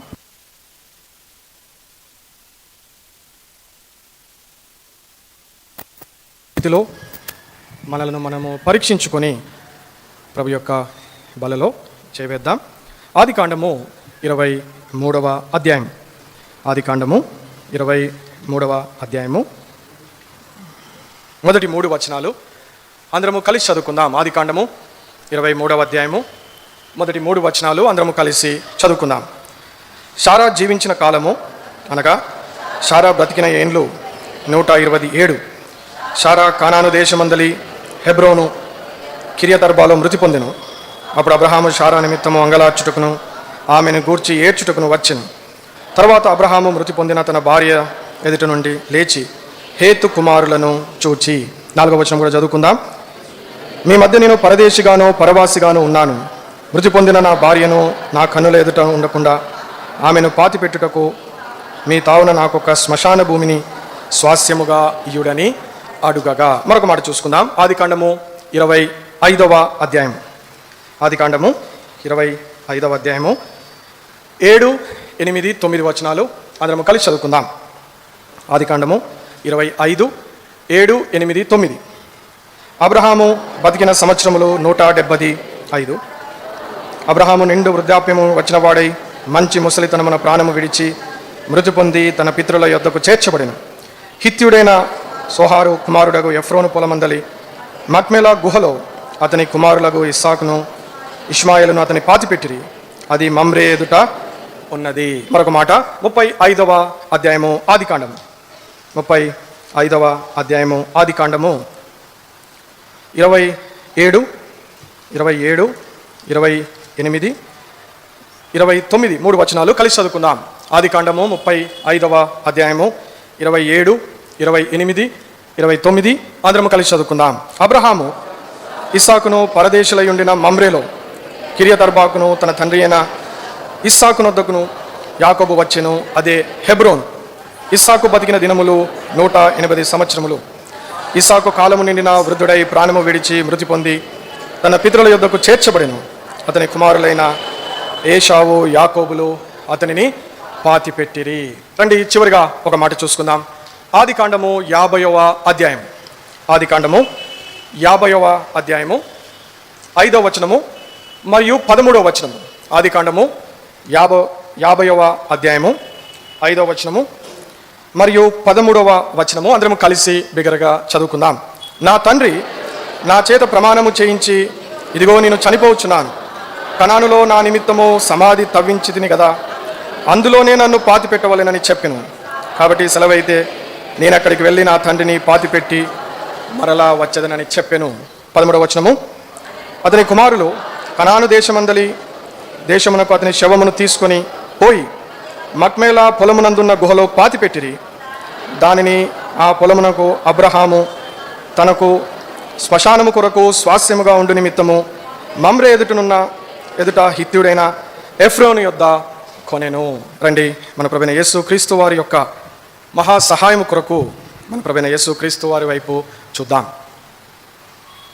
మా ప్రేమలిన తండ్రి, మహిమల రాజా, అద్భుత ఆశ్చర్యకరుడా, నీ ప్రజల జీవితములలో మహా గొప్ప కార్యములు చేయు దేవుడా, నీ మహా సమాజము మధ్యలో నేను కూడా ఎలుగెత్తి నిన్ను స్తుతించి ఆరాధించి గణపరచుటకు నన్ను కూడా ఎన్నుకొని పిలుచుకొని ఏర్పాటు చేసుకున్నందుకు వందనాలు తండ్రి. నువ్వు తృప్తిని అనుగ్రహించు దేవుడు. ఈ లోకంలోనే కాదు అయా, నువ్వు మా కొరకు ఏర్పాటు చేయుచున్న ఆ నిత్య స్వాస్థ్యంలో మాకు ఎల్లవేళలా తృప్తిని అనుగ్రహించు దేవుడు. నీ శాంతిని మాకు అనుగ్రహించి వెళ్ళినావు. నీ శాంతి మమ్మల్ని ఏలుచున్నది. నీ శాంతి సమాధానములే మా వెంట వచ్చిచున్నది. ఉదయకాల సమయం నీ దాసుని అభిషేకించి మా గమనంలోకి తీసుకొని వచ్చిన ప్రతి శ్రేష్టమైన మాటను బట్టి నీకు వందనములు, స్తోత్రములు. తృప్తి లేనివాడుగా, శాంతి సమాధానాలు లేనివాడిగా నేను జీవించుచున్న దినములలో నన్ను దర్శించినావు, పిలిచినావు, కృప చూయించినావు, నా పాపములను కడిగినావు. నీ పరిశుద్ధ గుంపులో, సమాజంలో నాకు కూడా ఇచ్చిన ఈ స్థలమును బట్టి వందనాలు. ఆయన తండ్రి, అనుదినమును అనుగ్రహిస్తున్న తృప్తిని బట్టి నీకు స్తుతి, మహిమ, ఘనత, ప్రభావములు చెల్లించుచున్నాను. అంత మాత్రమే కాదు, ఈరోజు నీ ప్రజల మధ్యలో ఉండి నీ శ్రేష్టమైన మాటలను ధ్యానించుకున్నటకు మరొక మంచి సమయము, అవకాశము ఇచ్చినందుకు వందనాలు. ఈ సమయము మీది, ప్రజలు నీవారు. ఈ మందిరములో ఉన్న సమస్తము ప్రభా నీ కొరకు ఏర్పాటు చేయబడి ఉంది తండ్రి. ఈ స్థలమును, ఈ మందిరమును, నీ ప్రజలను నీ ఆధీనంలోకి తీసుకోమని వేడుకొచ్చు. నీ ఆత్మ సంచారము ఇక్కడ ఉంచి ప్రతి ఒక్క ఆత్మను, ప్రతి ఒక్క హృదయమును నీ ఆధీనంలో ఉంచుకోమని వేడుచున్నాము తండ్రి. ప్రతి ఒక్కరిని పేరు పేరున దర్శించు. వారి హృదయంలో ఉన్న ప్రతి ఆలోచన తండ్రి, ప్రతి ఉద్దేశంలో నీ వాక్యం చేత ప్రభా వారితో మాట్లాడి సరిచేసి యోగ్యులుగా ప్రభు బలలో మేము చేయవేటకు మమ్మల్ని సిద్ధపరచమని కోరుచున్నాం. మరొక మారు దీనదాసునైన నన్ను కూడా జ్ఞాపకం చేసుకుని నన్ను మరుగుపరిచి నా ముందు మీరు ఉండి మీరు మాట్లాడమని కోరుచున్నాను తండ్రి. చూచువారు నన్ను కాదు తండ్రి, మిమ్మల్ని చూచి మీ స్వరము విని మీ మాటల చేత తృప్తి పొందే విధముగా చేయమని మరొకసారి అందరము తలలు వంచి నీ పాదములకు నమస్కరించి నీ వైపు చేతులెత్తి ప్రభువా మాతో మాట్లాడమని వేడుకుంటున్నాను. మమ్మల్ని దృష్టి ఉంచు, మా మీద నీ దృష్టి ఉంచు. ఈ స్థలమందు నీ మనసు ఉంచు తండ్రి. ఈ గెరిజీము కొండ నుంచి అనేకమైన ఆశీర్వాదాలు నీ ప్రజలకు అనుగ్రహిస్తున్నామని వేడుకొంచు. యేసు పరిశుద్ధ నామములో నా హృదయపూర్వకమైన ఆరాధన తండ్రి చెల్లిస్తూ నీ సముచిత సహాయం కొరకు నీ పాదములు పట్టుకుని వేడుకొంచున్నాము తండ్రి. ఆమేన్. మనము చూసిన ఈ అనేకమైన లేఖన భాగములలో ఒక ప్రాముఖ్యమైన స్థలము అనగా హెబ్రోను అనే స్థలమును చూచుచున్నాం. చూడండి, ఈ యొక్క స్థలము అబ్రహాము శారాను పాతిపెట్టుటకు ఆదికాండము 23వ అధ్యాయములో మొదటి 3-4 వచనాల్లో మనము చూస్తూ వచ్చాం. అబ్రహాము శారాను పాతిపెట్టుటకు ఈ స్థలమును ఏర్పాటు చేసుకున్నాడు. ఆ స్థలములోనే శారా పాతిపెట్టబడినది. అబ్రహాము చనిపోయిన తర్వాత అక్కడనే పాతిపెట్టబడినాడు. ఇస్సాకు, రిబ్కాయు పాతిపెట్టబడినారు. యాకోబు, లేయాయు కూడా అక్కడనే పాతిపెట్టబడినారు. యాకోబు అయితే మరీ ప్రాముఖ్యముగా తను ఐగుప్తులో చనిపోయినప్పుడు అక్కడ ఉన్న ఫరో చెప్పినాడు, ఈ భూమిలో సమస్త శ్రేష్టమైన స్థలములలో ఏదైనా ఒకటి తీసుకొని నీ తండ్రిని పాతిపెట్టమని యోసేపుకి చెప్తే యోసేపు దగ్గర ఏమని ప్రమాణం చేయించుకున్నాడు యాకోబు? ఈ ఐగుప్తులో కాదు, ఏ స్థలంలో కాదు, హెబ్రోనుకు నన్ను చేర్చవలెను, నేను అక్కడనే నా పితరులతో నిద్రించవలెను. ఇది యాకోబు యోసేపు దగ్గర చేయించుకున్న ప్రమాణము. అదే విధముగా యోసేపు కూడా యాకోబును అక్కడ పాతిపెట్టినాడు. మనం చూసిన ఈ అన్ని భాగములలో హెబ్రోనులో ఉన్న మక్మేలా అనే గుహ ఎంతో ప్రాముఖ్యమైన స్థానము పొంది ఉన్నది. ప్రియ సోదర సోదరి, హెబ్రోను అనేది అబ్రహాము జీవితంలోనో ఇస్సాకు, యాకోబు జీవితంలోనే కాదు, దైవజనుడు భక్సింగ్ గారి జీవితంలో కూడా హెబ్రోను ఎంతో ప్రాముఖ్యమైన స్థానము పొంది ఉన్నది. అందుకనే మన సార్వత్రిక సంఘమునకు హెబ్రోన్ ఫెలోషిప్గా మనము పిలుచుకుంటాం. ఎందుకు దేవుడు మన సంఘమునకు హెబ్రోను లేదా హెబ్రోను సహవాసము అనే పేరును అనుగ్రహించినారు. ఆ హెబ్రోనులో ఏమున్నది? హెబ్రోను ప్రజల ద్వారా దేవుడు ఏమి కోరుకుంటున్నాడు, దేవుడు హెబ్రోను ప్రజలు ఎలా ఉండాలని కోరుచున్నాడు అనే కొన్ని ప్రాముఖ్యమైన అంశములు మీ ముందుకు తీసుకొని రావుటకు ఇష్టపడుచున్నాం. ప్రభుచితమైతే ఒక 7 ప్రాముఖ్యమైన అంశములు త్వరగా మీ ముందుకు తీసుకొని వస్తాం. ఈ రోజుల్లో మీరు గమనిస్తూ వస్తే హెబ్రోను సంఘములు మన దేశంలోనే కాదు, ప్రపంచమంతా విస్తరించి ఉన్నవి. అంత మాత్రమే కాదు, ఎన్నో నూతన సంఘములు కూడా హెబ్రోను యొక్క దేవుడు దైవజనుడు భక్సింగ్ గారికి ఇచ్చిన ప్రత్యక్షతను, ఆరాధన కార్యక్రమమును ఈరోజు అనేకమైన నూతన సంఘాలు కూడా వాటిని పాటిస్తూ ఉన్నవి. ప్రియ సహోదర సహోదరి, హెబ్రోనులో ఉన్న విశ్వాసి, హెబ్రోను సంఘములో ఉన్న విశ్వాసి, దైవజనుడు భక్సింగ్ గారికి ఇచ్చిన ఆ ప్రత్యక్షతలో ఉన్న విశ్వాసి ఒక 7 ప్రాముఖ్యమైన అంశములు కలిగి ఉండవలనని దేవుడు కోరుచున్నాడు. ఆ ప్రాముఖ్యమైన అంశములు మీ ముందుకు తీసుకొని వస్తాం. చూడండి, హెబ్రోన్ అనే ఆ యొక్క పదములో, అనగా నేను ఇంగ్లీష్ యొక్క పదములో చూస్తే ఒక 6 లెటర్స్ని మీరు గమనించవచ్చు. అనగా మొట్టమొదటిగా హెచ్, రెండవదిగా ఈ, మూడవదిగా బి, ఆర్, ఓ అండ్ ఎన్. ఈ ప్రతి పదము, ప్రతి లెటర్కి ఒక ప్రాముఖ్యత అనేది ఉన్నది.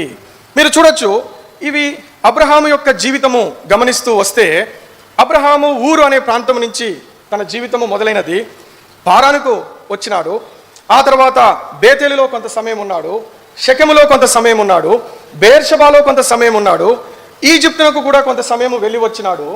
ఇలా అబ్రహాము యొక్క జీవితంలో ఎన్ని స్థలాలు తిరిగినప్పటికీ సరే, తన జీవితం యొక్క ముగింపు ఎక్కడ ముగించబడినది? హెబ్రోనులో ముగించబడినది. అట్లనే ఇస్సాకు జీవితంలో కూడా తను జీవించుచున్న సమయంలో ఎన్నో ప్రదేశాలు తిరిగినాడు. తన చివరి గడియ, తన యొక్క మరణము హెబ్రోనులో ముగించబడినది. అదేవిధంగా యాకోబుని కూడా మనం ఇప్పుడే చూసినాం. కాబట్టి ప్రియ సోదరా, హెబ్రోను ఎంతో ప్రాముఖ్యమైనది.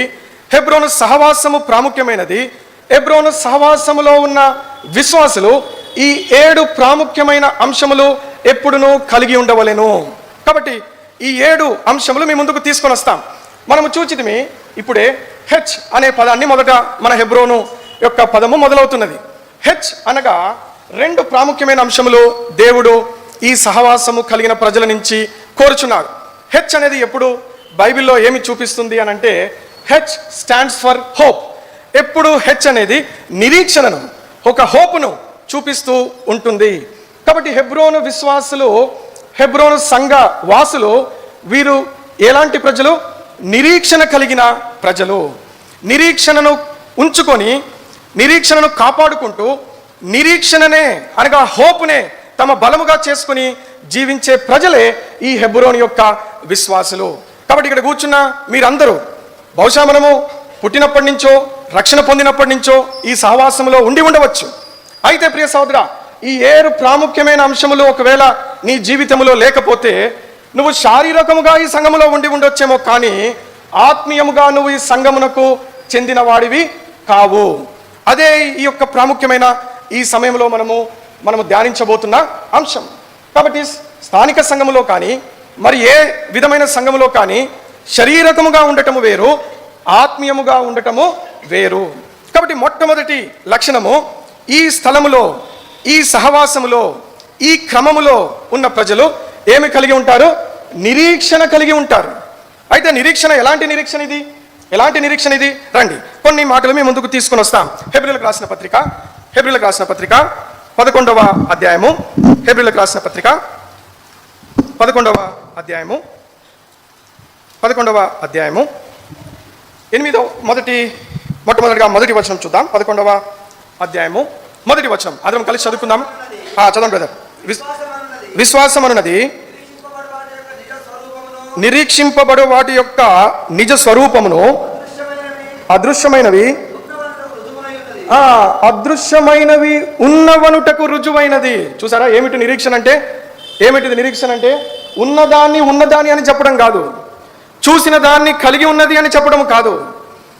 అదృశ్యమైన వాటిని, లేని వాటిని, జరగని వాటిని, సంభవింపలేమనే వాటిని సంభవించేటట్టుగా కలిగి ధైర్యము కలిగి వేచి చూసే ప్రజలే నిరీక్షణ కలిగిన ప్రజలు. రండి, దీనికి అబ్రహాము ఏ విధముగా నిరీక్షణ కలిగి జీవించాడో చూద్దాం. 8వ వచనం చూడండి, చదవండి బ్రదర్. అబ్రహాము పిలువబడినప్పుడు విశ్వాసమును బట్టి ఆ పిలుపునకు లోబడి తాను స్వాస్యముగా పొందనయున్న ప్రదేశమునకు బయలు వెళ్ళెను, మరియు ఎక్కడికి వెళ్ళవలెనో అది ఎరుగకనే బయలు వెళ్ళెను. ఇది నిరీక్షణ అనగా ఏమిది? ఎక్కడికి వెళ్ళవలెనో తెలియదు, ఎక్కడ ఉండవలెనో తెలియదు, ఎంత సమయం ఉండవలెనో తెలియదు, ఎక్కడ గుడారము వేయవలెనో తెలియదు. ఈ నిరీక్షణ లేని స్థితిలో నిరీక్షణ కలిగిన వాడిగా జీవించిన వ్యక్తే మనము ధ్యానిస్తున్న అబ్రహాము. కాబట్టి హెబ్రోను విశ్వాసులకు ఉండవలసిన ప్రాముఖ్యమైన ప్రథమ లక్షణము ఏమిటి అని అంటే, అదృశ్యమైన వాటి యందు, కంటికి కనబడని వాటి యందు, చూడని వాటి యందు, మనము గమనించలేని వాటి యందు విశ్వాసముతో నిరీక్షణ కలిగి ఉండటమే. చూడండి, అబ్రహామును దేవుడు చెప్పినాడు, నిన్ను బహుగా ఆశీర్వదించదను, నీ సంతానము ఈ యొక్క స్థలమును తమ యొక్క ఆధీనంలోనికి తీసుకొనెదరు. ఈ వాగ్దానము చేసినప్పుడు అబ్రహామునకు ఒక్క కుమారుడు కూడా లేడు. ఒక్క కుమారుడు కూడా లేని సమయమున అబ్రహాము దేవుడి వాగ్దానమును విశ్వసించినాడు. రెండవదిగా తన శారీరక బలహీనతలు, తను ముసలివాడైపోయినాడు, భార్య ముసలిది అయిపోయినది. ఇలాంటి ముసలితనములో పిల్లలను కూడా కనలేని స్థితిలో ఉన్న వీరిద్దరూ ఇప్పుడు దేని కొరకు నిరీక్షణ? వాగ్దానం ఇచ్చిన వాడు నమ్మకమైన దేవుడు. కాబట్టి నిరీక్షణ కలిగి ఉండటం అంటే ఇదే ప్రియ సహోదరా సహోదరి. అదృశ్యమైన వాటి యందు, కనపడని వాటి యందు ఇప్పుడు జరగట్లేదు, కానీ రానున్న దినములలో ఖచ్చితముగా అవి జరుగును. నిరీక్షణ కలిగిన ప్రజలే హెబ్రోను నివాసులు, హెబ్రోను యొక్క సంఘస్థులు. ఎప్పుడు నమ్మకం ఉండదో, ఎప్పుడు ఈ లోకము, ఈ ప్రపంచము, ఈ జనములు విశ్వసించరో, జరగదు అనేదరో, సంభవము లేదు అనేదరో, లేదు ఇది సంభవము, ఇది జరుగును, ఇది దేవుడు చేయును, ఇది దేవునికి సాధ్యమైనదే. ఈ నిరీక్షణ కలిగిన ప్రజలే హెబ్రోను యొక్క విశ్వాసులు.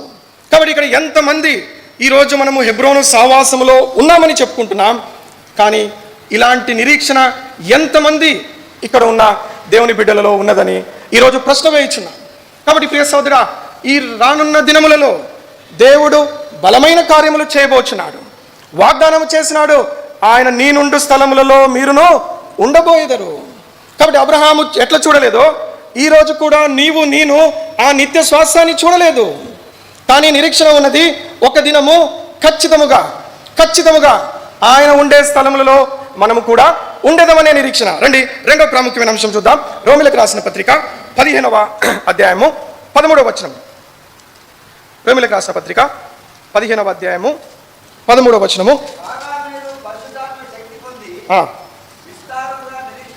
విస్తారముగా నిరీక్షణ గలవారగుటకు నిరీక్షణకర్తయగు దేవుడు. రోమిలకు రాసిన పత్రిక 15వ అధ్యాయము 13వ వచనము. దయచేసి గమనించండి, చదవండి బ్రదర్.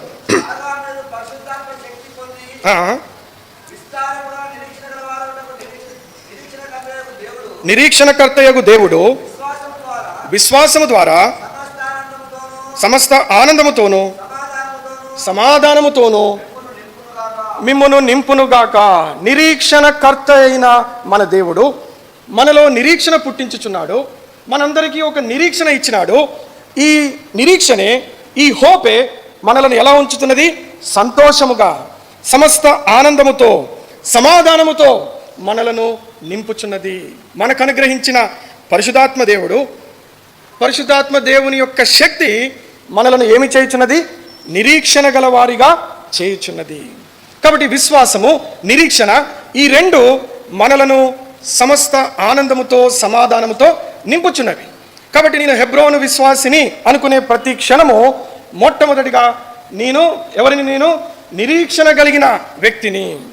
సంభవించే వాటి కొరకు, రానున్న దినములలో జరగబోయే పరిస్థితులు, దేవుడిచ్చిన వాగ్దానము, వీటన్నిటి ఎడల నిరీక్షణ కలిగిన వాడను నేనని ప్రియ సహోదరుడా విశ్వాసముతో జీవితమును కొనసాగించే వ్యక్తే హెబ్రోను యొక్క సంఘ విశ్వాసి. రండి, ఈ పదములోనే, ఈ హెచ్ అనే పదములోనే రెండో భాగమును మనము చూడబోచున్నాం. హెచ్ అనే పదము ఒక హోప్ అనగా నిరీక్షణను మాత్రమే కాదు. హెచ్ అనే పదము ఏమి చూపిస్తుంది అనంటే హంబుల్నెస్ని చూపిస్తూ ఉన్నది. ఏమిటి హంబుల్నెస్? తనను తాను తగ్గించుకొనుట. తనను తాను తగ్గించుకొనుట. నాకు తెలిసిన చిన్ననాటి దినములలో, నేను అప్పుడు ఇంకా రక్షణ కూడా పొందలేదు, మా యొక్క స్థానిక సంఘం నుంచి మా కుటుంబస్తులు హెబ్రోన్ యొక్క యూత్ క్యాంపునకు తీసుకొని వెళ్ళినారు. బహుశా నేను అప్పుడు 9వ తరగతి లేదా 10వ తరగతి చదువుతూ ఉండవచ్చు. అప్పుడు నేను అక్కడికి వెళ్ళటం జరిగినది యూత్ క్యాంప్లో. అక్కడ ఉన్న కొంతమంది బ్రదర్స్, ఒక బ్రదర్ నన్ను పిలిచి ఏమి చెప్పినాడనంటే, ఒక బకెట్ నీళ్ళు, ఒక చీపురు 2 ఇచ్చి, బ్రదర్ అక్కడికి వెళ్ళి కొంచెం క్లీన్ చేయండి బ్రదర్ అని చెప్పినాడు. అది చెప్పినందుకు నాకు ఏమొచ్చినది, ఎంతో కోపం వచ్చినది. కోపం వచ్చి, ఏమిటిది, నేను ఎక్కడి నుంచో వచ్చినాను, ఎవరు నేను గెస్ట్, నేను ఇక్కడ. ఈ బ్రదర్ ఏమో నాకు ఒక బకెట్ ఇచ్చినాడు, ఒక చీపురు ఇచ్చినాడు, పోయి అక్కడ క్లీన్ చేయండి బ్రదర్ అంటున్నాడని ఎంతో కోపం వచ్చింది. కోపం వచ్చి ముఖం ఎట్లా పెట్టుకున్నాను, ఎంతో కోపంగా పెట్టుకున్నాను. అది చూసిన ఆయనకు కూడా అర్థమైనది, ఈ బ్రదర్కి నా మీద కోపం వచ్చినది. ఆయన అడిగినాడు, బ్రదర్ ఎందుకు మీకు కోపం వచ్చింది అని అంటే, నేను అన్నా, ఏంటన్నా మీరు నాకు ఈ బకెట్, ఈ చీపురు ఇచ్చి అక్కడ క్లీన్ చేయమంటున్నారు, నేను 10వ తరగతి చదువుతున్నాను, మీరు నాకు ఈ పని చెప్తారా అన్నాను. అన్నప్పుడు ఆయన అన్నాడు, సరే బ్రదర్ ఆ 2 అక్కడ పెట్టేసేయండి అని చెప్పి నా మీద భుజం మీద చేయి వేసి నన్ను కొంచెం ముందుకు తీసుకొని పోయినాడు. తీసుకొని పోయినప్పుడు ఇంకొక పక్కన ఒక రూమ్ ఉన్నది, అక్కడ ఇంకొక పెద్ద ఆయన ఏం చేస్తున్నాడు, ఆ రూమ్ని మొత్తం క్లీన్ చేస్తున్నాడు. చక్కగా నీళ్లు చీపురుతోటి బాగా రుద్ది క్లీన్ చేస్తున్నాడు. నేను నాకు అతను చూపించి చెప్పినాడు, బ్రదర్ ఈ బ్రదర్ ఎవరు తెలుసా మీకు అని అడిగినాడు. అప్పుడు నేను అన్నాను, తెలియదన్నా, చూడటానికి అయితే పెద్ద ఆయనలాగా ఉన్నాడు, ఆయన ఎవరో నాకు తెలియదని అన్న. వెంటనే చెప్పినాడు, బ్రదర్ ఆయన ఎవరో కాదు, ఇక్కడ రంగారెడ్డి ప్రాంతంలో ఆయన ఒక IAS ఆఫీసరు, ఒక కలెక్టరు, వచ్చి ఏం చేస్తున్నాడు, ఇదిగో ఇక్కడ శుభ్రం చేస్తున్నాడు.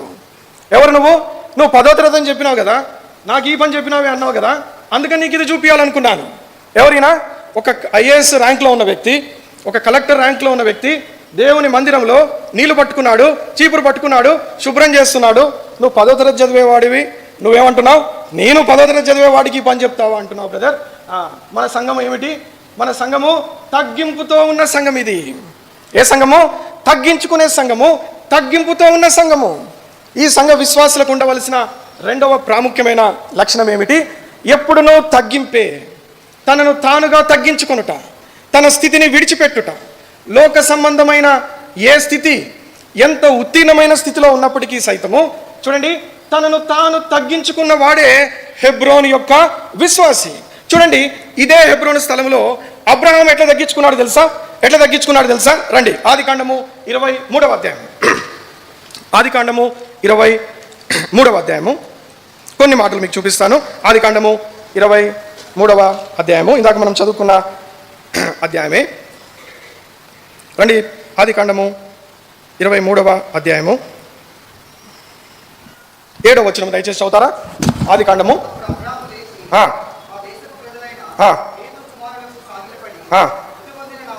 చాలు బ్రదర్, ఎవరి ముందు సాగిలపడ్డాడు? హేతు కుమారుల యొద్ద సాగిలపడినాడు. మరి ఆ హేతు కుమారులు అబ్రహాముతో ఏమన్నారు తెలుసా? రండి, ముందు వచనం గమనిస్తారా? 6వ వచనము తెలుగులో 5, 6 కలిసి ఉన్నాయి. అయ్యా మా మాట వినుము. చాలు బ్రదర్, ఏమై ఉన్నావు నువ్వు మా మధ్యలో? ఎవరంటున్నారు ఈ మాట? హేతు కుమారులు అంటున్నారు అబ్రహాముతోటి, నువ్వు మా మధ్యలో ఎట్లున్నావు? మహారాజుగా ఉన్నావు. మా రాజు కంటే గొప్పవాడివయ్యా, నువ్వు చక్రవర్తివయ్యా, నువ్వు ధనికుడివయ్యా, నీ దగ్గర లేనిదేమిటి? నీకు తెలుసా వాళ్ళు ఏమన్నారు? ఈ భూమి అంతా నీదే, ఈ దేశమంతా నీదే, నీ భార్యను నువ్వు ఎక్కడైనా పాతి పెట్టుకో అంటే అబ్రహాం అంటున్నాడు, అయ్యా నాకు ఇంకే స్థలం వద్దు. ఏమి కావాలి నాకు? హెబ్రోను కావాలి. నాకు హెబ్రోన్ అనే స్థలము కావాలి. ఇక్కడనే నా భార్య నేను పాతి పెడతాను. వారి ముందు సాగిలపడినాడు అబ్రహాం. మహారాజు ఏమవుతున్నాడు?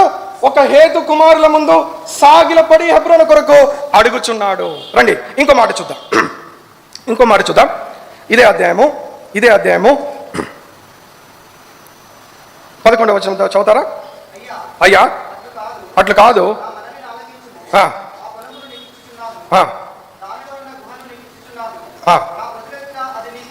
నా ప్రజల ఎదుట అది నీకు ఇచ్చుచున్నాను. అప్పుడు అబ్రహాము ఆ దేశ ప్రజల ఎదుట సాగిలపడి. గమనిస్తున్నావా? మొట్టమొదటిగా ఎవరి ముందు సాగిలపడ్డాడు? హేతు కుమారుల ముందు సాగిలపడ్డాడు. రెండవది ఎవరి ముందు సాగిలపడుతున్నాడు? ఆ దేశ ప్రజలు, అనగా అక్కడికి వచ్చిన వారందరి ముందు. సాగిలపడటం అంటే ఏంటి బ్రదర్? పెద్దవాళ్ళు చెప్పాలి. సాగిలపడటం అంటే ఏమిటి? ఇట్లా నమస్తే పెట్టడమా? ఏ బ్రదర్ గుడ్ మార్నింగ్ అంటావా? లేకపోతే మనలాగా ప్రైజ్ లాడ్ బ్రదర్ అని షేక్ హ్యాండ్ ఇచ్చి బాగున్నారా బ్రదర్ అంటావా? ప్రైజ్ సోదరా. సాగిలపడటం అంటే అది కాదు. ఏమిటి సాగిలపడటము? సంపూర్ణముగా ఇలా బోర్లా పండుకొని 2 చేతులు జోడించి వారి పాదముల ముందు ఇలా సాగిలపడి వారిని అడగటము సాగిలపడటం అంటే. ఏమి చూస్తున్నావు ఇక్కడ అబ్రహాము జీవితంలో? ఏమి గమనిస్తున్నావు అబ్రహాము జీవితంలో? హెబ్రోను స్థలములో ఉన్న అబ్రహాము ఏమి చేస్తున్నాడు? తగ్గించుకున్నాడు. మహారాజు హేతు కుమారుల ముందు సాగిలపడితే, మహారాజు ఆ ప్రజల ముందు సాగిలపడి వారిని హెబ్రోను స్థలము కొరకు మాట్లాడుతుంటే, మరి మనము ఎవరము? మనము అబ్రహాము లాంటి ధనికులమా? మహారాజులమా? పేరు ప్రఖ్యాతులు కలిగిన వారమా? అసలు అబ్రహాముకు ఈ లోక సంబంధమైన ఆశీర్వాదాలతో పోలిస్తే 1% కూడా మనము కలిగిలేమే. మరి ఎక్కడ పోతున్నది ఈ సాగిలపడే ఈ తత్వం? ఎక్కడ పోతున్నది ఈ తగ్గింపు లేని జీవితం? ఎన్నిసార్లు మనలను మనమే హెచ్చించుకుంటుమి, ఎన్నిసార్లు గర్వపడితిమి, ఎన్నిసార్లు మన యొక్క కోపమును గర్వమును మనము హెచ్చించుకునే స్థితిని సంఘములో చూపించితిమి, సేవకుడి ముందు చూపించితిమి, అనేక మంది విశ్వాసుల ముందు చూపించితిమి. తగ్గించుకునే గుణము పోగొట్టుకుంటున్నామే.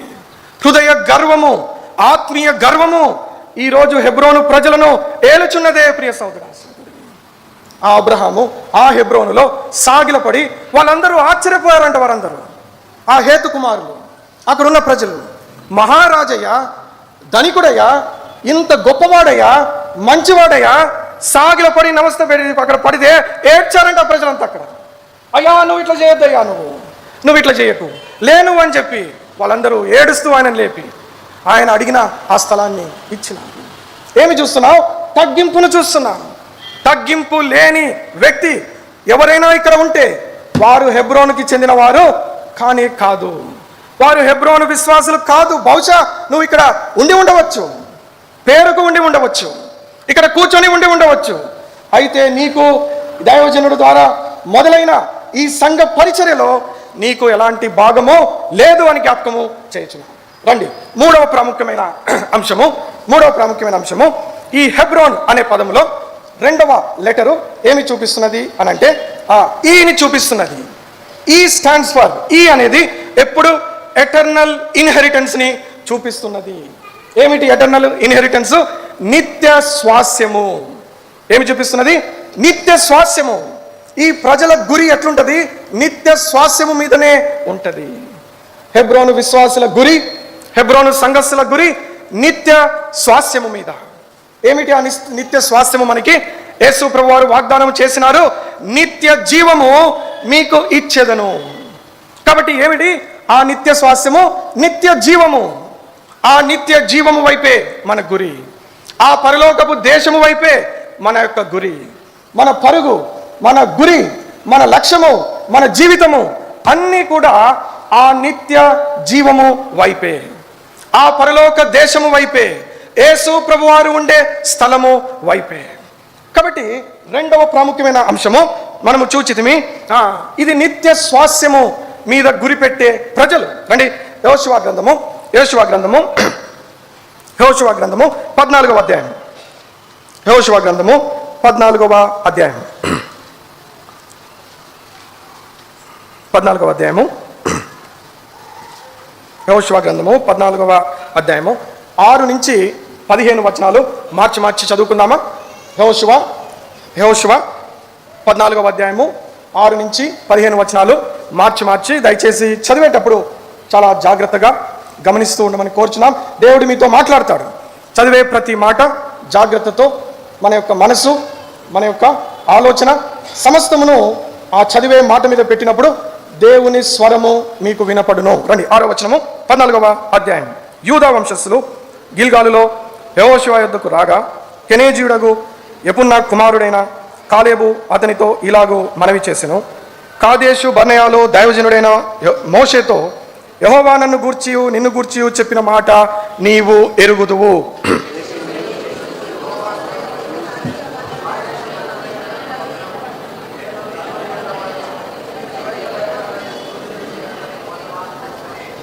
నాతో కూడా బయలుదేరి వచ్చిన నా సహోదరులు జనులు హృదయములను కరుగజేయగా నేను నా దేవుడైన యెహోవాను నిండు మనస్సుతో అనుసరించి తిని.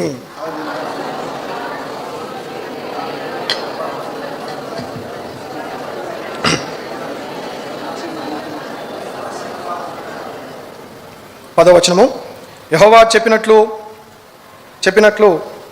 యెహోవా మోషేకు ఆ మాట సెలవిచ్చినప్పటి నుండి ఇశ్రాయేలీయులు అరణ్యములో నడిచిన ఈ 45 ఆయన నన్ను సజీవునిగా కాపాడి ఉన్నాడు. ఇదిగో నేను ఇప్పుడు 85 ఏండ్ల వాడను.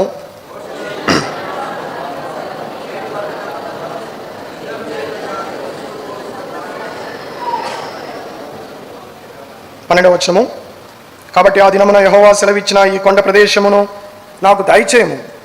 అనాకీలను ప్రాకారము గల గొప్ప పట్టణములను అక్కడ ఉన్న సంగతి ఆ దినమున నీకు వినబడెను. యెహోవా నాకు తోడై ఉండినడల యెహోవా సెలవిచ్చినట్లు వారి దేశమును స్వాధీనపరచుకొందును.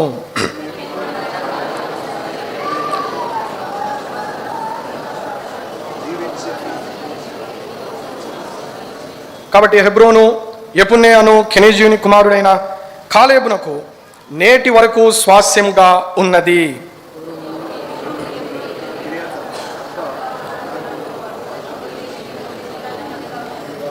ఏమి రాయబడినది 14వ వచనంలో? ఏమి రాయబడినది మరొకసారి చూస్తారా? 14వ వచనం, కాబట్టి హెబ్రోను యెఫున్నె అను కెనెజీయుని యొక్క కుమారుడైన కాలేబునకు నేటి వరకు స్వాస్యముగా ఉన్నది. కాబట్టి హెబ్రోను ఏమి చూపిస్తున్నది? నిత్య స్వాస్యమును చూపించుచున్నది. ఇక్కడ ఉన్న ప్రజలు, ఇక్కడ ఆత్మీయముగా పుట్టిన ప్రజలు, ఎదుగుతున్న ప్రజలు, వీరి గురి, వీరికి కావలసినది, వీరు పొందబోయేది, వీరి యొక్క జీవితం యొక్క లక్ష్యము ఏమిటి? నిత్య స్వాస్యము. ఈ హెబ్రోనే, ఈ స్థలమునే దేవుడు ప్రభువైన యేసుక్రీస్తు వారు మనకు సెలవిచ్చినాడు. నేనుండు స్థలములో మీరును ఉండబోవుచున్నారు. ఉండులాగున నేను మరలా వచ్చి మిమ్మల్ని అందరినీ ఆ నిత్య స్వాస్యములోనికి తీసుకొని వెళ్ళేదను. కాబట్టి కాలేబు లాంటి జీవితం ఏమి చేసినాడు? కాలేబు విశ్వాసముతో, మిగతా చుట్టుపక్కల ఉన్న వాళ్ళందరూ చెప్పినారు వాళ్ళు అనాకీలు, వాళ్ళు నెఫీలీలు, వారిని మనము జయించలేము. నిజముగా చెప్పాలంటే అదే నిజము ప్రియ సోదరుడా. కానీ ఇక్కడ ఈ వ్యక్తి, ఈ కాలేబు, ఈ యెహోషువ ఏమి విశ్వాసముతో చూస్తున్నారు. లోక సంబంధమైన కళ్ళతో చూస్తే వాళ్ళు ఎట్లా కనిపిస్తున్నారు? బలశాలులుగా కనిపిస్తున్నారు. వారిని జయించడము కష్టముగా ఉన్నది. అది ఈ లోక కళ్ళతో చూస్తే, ఈ శారీరక కళ్ళతో చూస్తే వారిని జయించలేరు వీరు. అయితే విశ్వాసం అనే దృష్టితో చూస్తున్నారు ఈ ఇద్దరు. వీరేమని చెప్తున్నారు? మనము అత్యంత సునాయాసముగా ఈ స్థలమును పట్టుకొనగలము, జయించగలము, ఇది మన చేతిలోకి వస్తుంది. ఎందుకు? 12 మంది, ఇద్దరు విశ్వాసము హెబ్రోనును పట్టుకున్నారు వీరు. ఇక్కడ ఏమంటున్నాడు చూడండి, కాలేబు ఏమంటున్నాడు? నేను వెళ్ళి అనాకీలతో పోరాడు. ఏం వయసు అప్పుడు? ఏమి వయసు? ఆయనే చెప్తున్నాడు, నా వయసు అంతా 85 సంవత్సరాలు. 85 సంవత్సరాలు. ముసలివాడు ఎవరు? కాలేబు. నా శక్తి తగ్గలేదు, నన్ను పంపించు, అనాకీలతో యుద్ధం చేస్తా, హెబ్రోన్ని నా చేతిలోకి నేను తెచ్చుకుంటా. ఎక్కడి నుంచి వచ్చింది ధైర్యము? అదే లోకపరంగా చూశాడా? ముసలివాడిని అయిపోయానే, శక్తి పోయినదే, నేను ఏమి యుద్ధం చేస్తా, నా వల్ల ఏమవుతుంది? అక్కడ ఉన్న వాళ్ళు ఎవరు? అనాకీయులు వారు. ఒక్కొక్కడు దాదాపు 10 అడుగుల పైన ఉన్నవాడు. గొల్యాతు లాంటి శారీరక బలము కలిగిన వారు ఆ హెబ్రోనులో ఉన్నారు. వారు విశ్వాసపు దృష్టిలో చూస్తున్నాడు, చెప్తున్నాడు, ఆ రోజు ఏ బలం ఉన్నదో ఈ రోజు నాకు అదే బలం ఉన్నది. నన్ను పంపించు, వెళ్తాను, అనాకీలను ఓడిస్తాను, హెబ్రోను నేను స్వాధీనపరుచుకుంటాను అన్నట్టుగా వెళ్ళినాడు. హెబ్రోనును తన చేతిలోకి తీసుకున్నాడు. నిత్య స్వాస్యముగా హెబ్రోను పొందినాడు ఈ యొక్క కాలేబు. ఏ దృష్టి? విశ్వాసం అనే దృష్టితో చూసే ప్రజలే ఈ హెబ్రోను ప్రజలు. మీరు శరీరపు కళ్ళతో చూడరు. శరీరపు కళ్ళతో చూస్తే అనాకీయులే, గొల్యాతే, నెఫీలీలే. మనమేమో 6 అడుగులు ఉంటిమి, వాడు 10 అడుగులు ఉంటిడి. అది నిజమైన కళ్ళతో చూస్తే, ఈ లోక కళ్ళతో చూస్తే. విశ్వాసపు కళ్ళతో చూడు. వాడు 10 అడుగులున్నను నీకేమి కనిపిస్తుంది? వాడి తల కనిపిస్తుంది. నీ చేతిలో దేవుడు నువ్వు వేసే ఆ చిన్న రాయిని తీసుకెళ్తాడు, వాడి తలను పడగొట్టి వాడిని కింద పడవేస్తాడు. ఇదే దావీదు చేసినాడు. అందరూ గొల్యాతు యొక్క శారీరక దారుణ్యాన్ని చూస్తున్నాడు, వాడి బలాన్ని చూస్తున్నారు, వాడి చేతిలో ఉన్న ఈటను చూస్తున్నాడు, వాడి యొక్క బాణములను చూస్తున్నారు, వాడు ఎంత యుద్ధ వీరుడో చూస్తున్నారు. వామో వీడా అంటున్నారు అందరూ. ఒక పిల్లగాడు ఏమి చూస్తున్నాడు? విశ్వాసపు కళ్ళతో చూస్తున్నాడు. ఏమంటే నన్ను పంపియండి అయ్యా అంటే వాళ్ళందరూ, ఈ పిల్లగాడు 20 సంవత్సరం లేవు, వీడు పోయి ఎట్లా పోరాడతాడు, వాడు ఒక్క దెబ్బతో కొట్టి వీని చంపుతాడని అక్కడ ఉన్న వాళ్ళు అంటున్నారు. ఇతను అంటున్నాడు నన్ను పంపియండి. జీవము గల దేవుని ప్రజలను దూషించుటకు ఎవడు వీడు? నన్ను పంపి నేను వెళ్తాను. ఇక ఎవడు పోట్లేదని చెప్పి ఏం చేశారు? ఈ పిల్లగాన్ని పంపించారు. ఎట్లా యుద్ధము చేసినాడు? విశ్వాసముతో యుద్ధము చేసినాడు.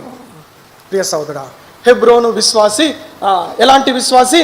విశ్వాసముతో ముందుకు వెళ్ళే జీవితం. ఈ లోకపు దృష్టితో చూడకు, దేవుని మీద విశ్వాసం ఉంచు, విశ్వాస హృదయముతో ఆలోచన చేయి, విశ్వాసపు దృష్టితో పరిస్థితులను చూడు.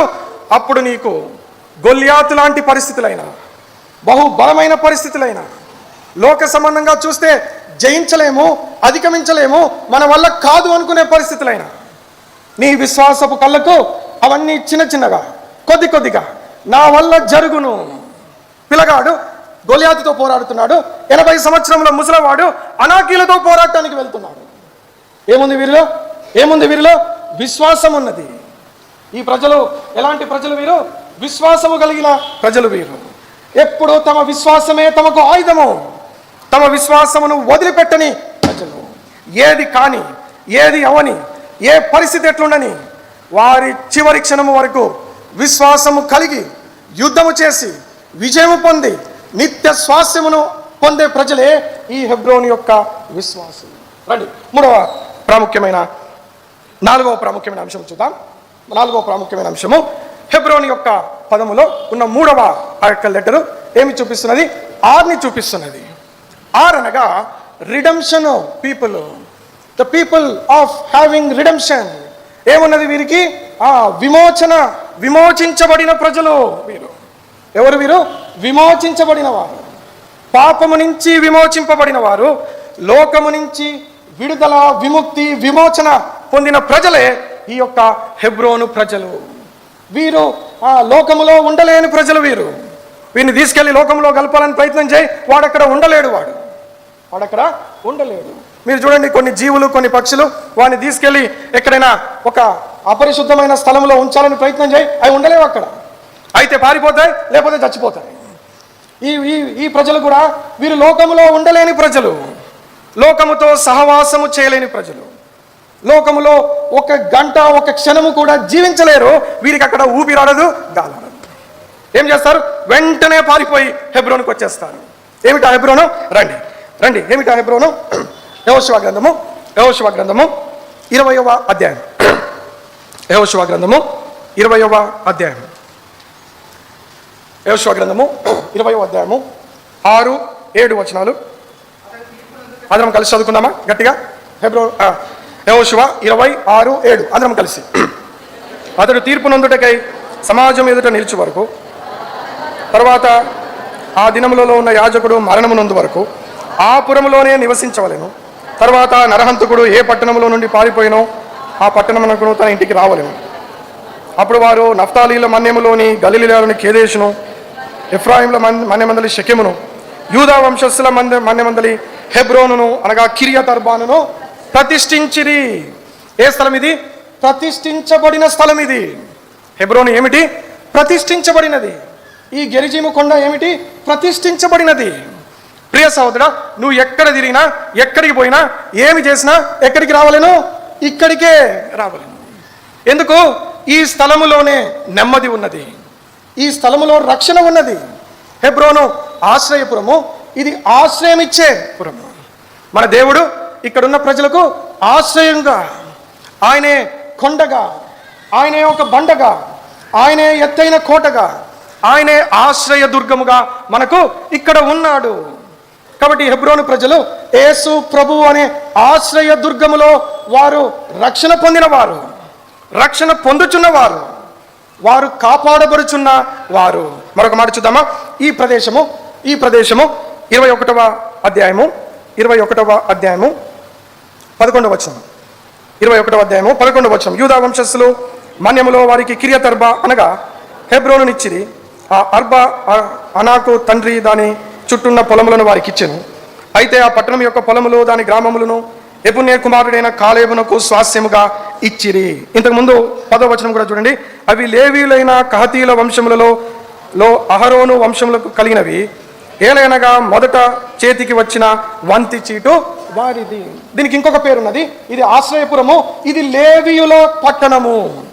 హెబ్రోను ఇది లేవీయుల పట్టణము, యాజకులు నివసించే స్థలము.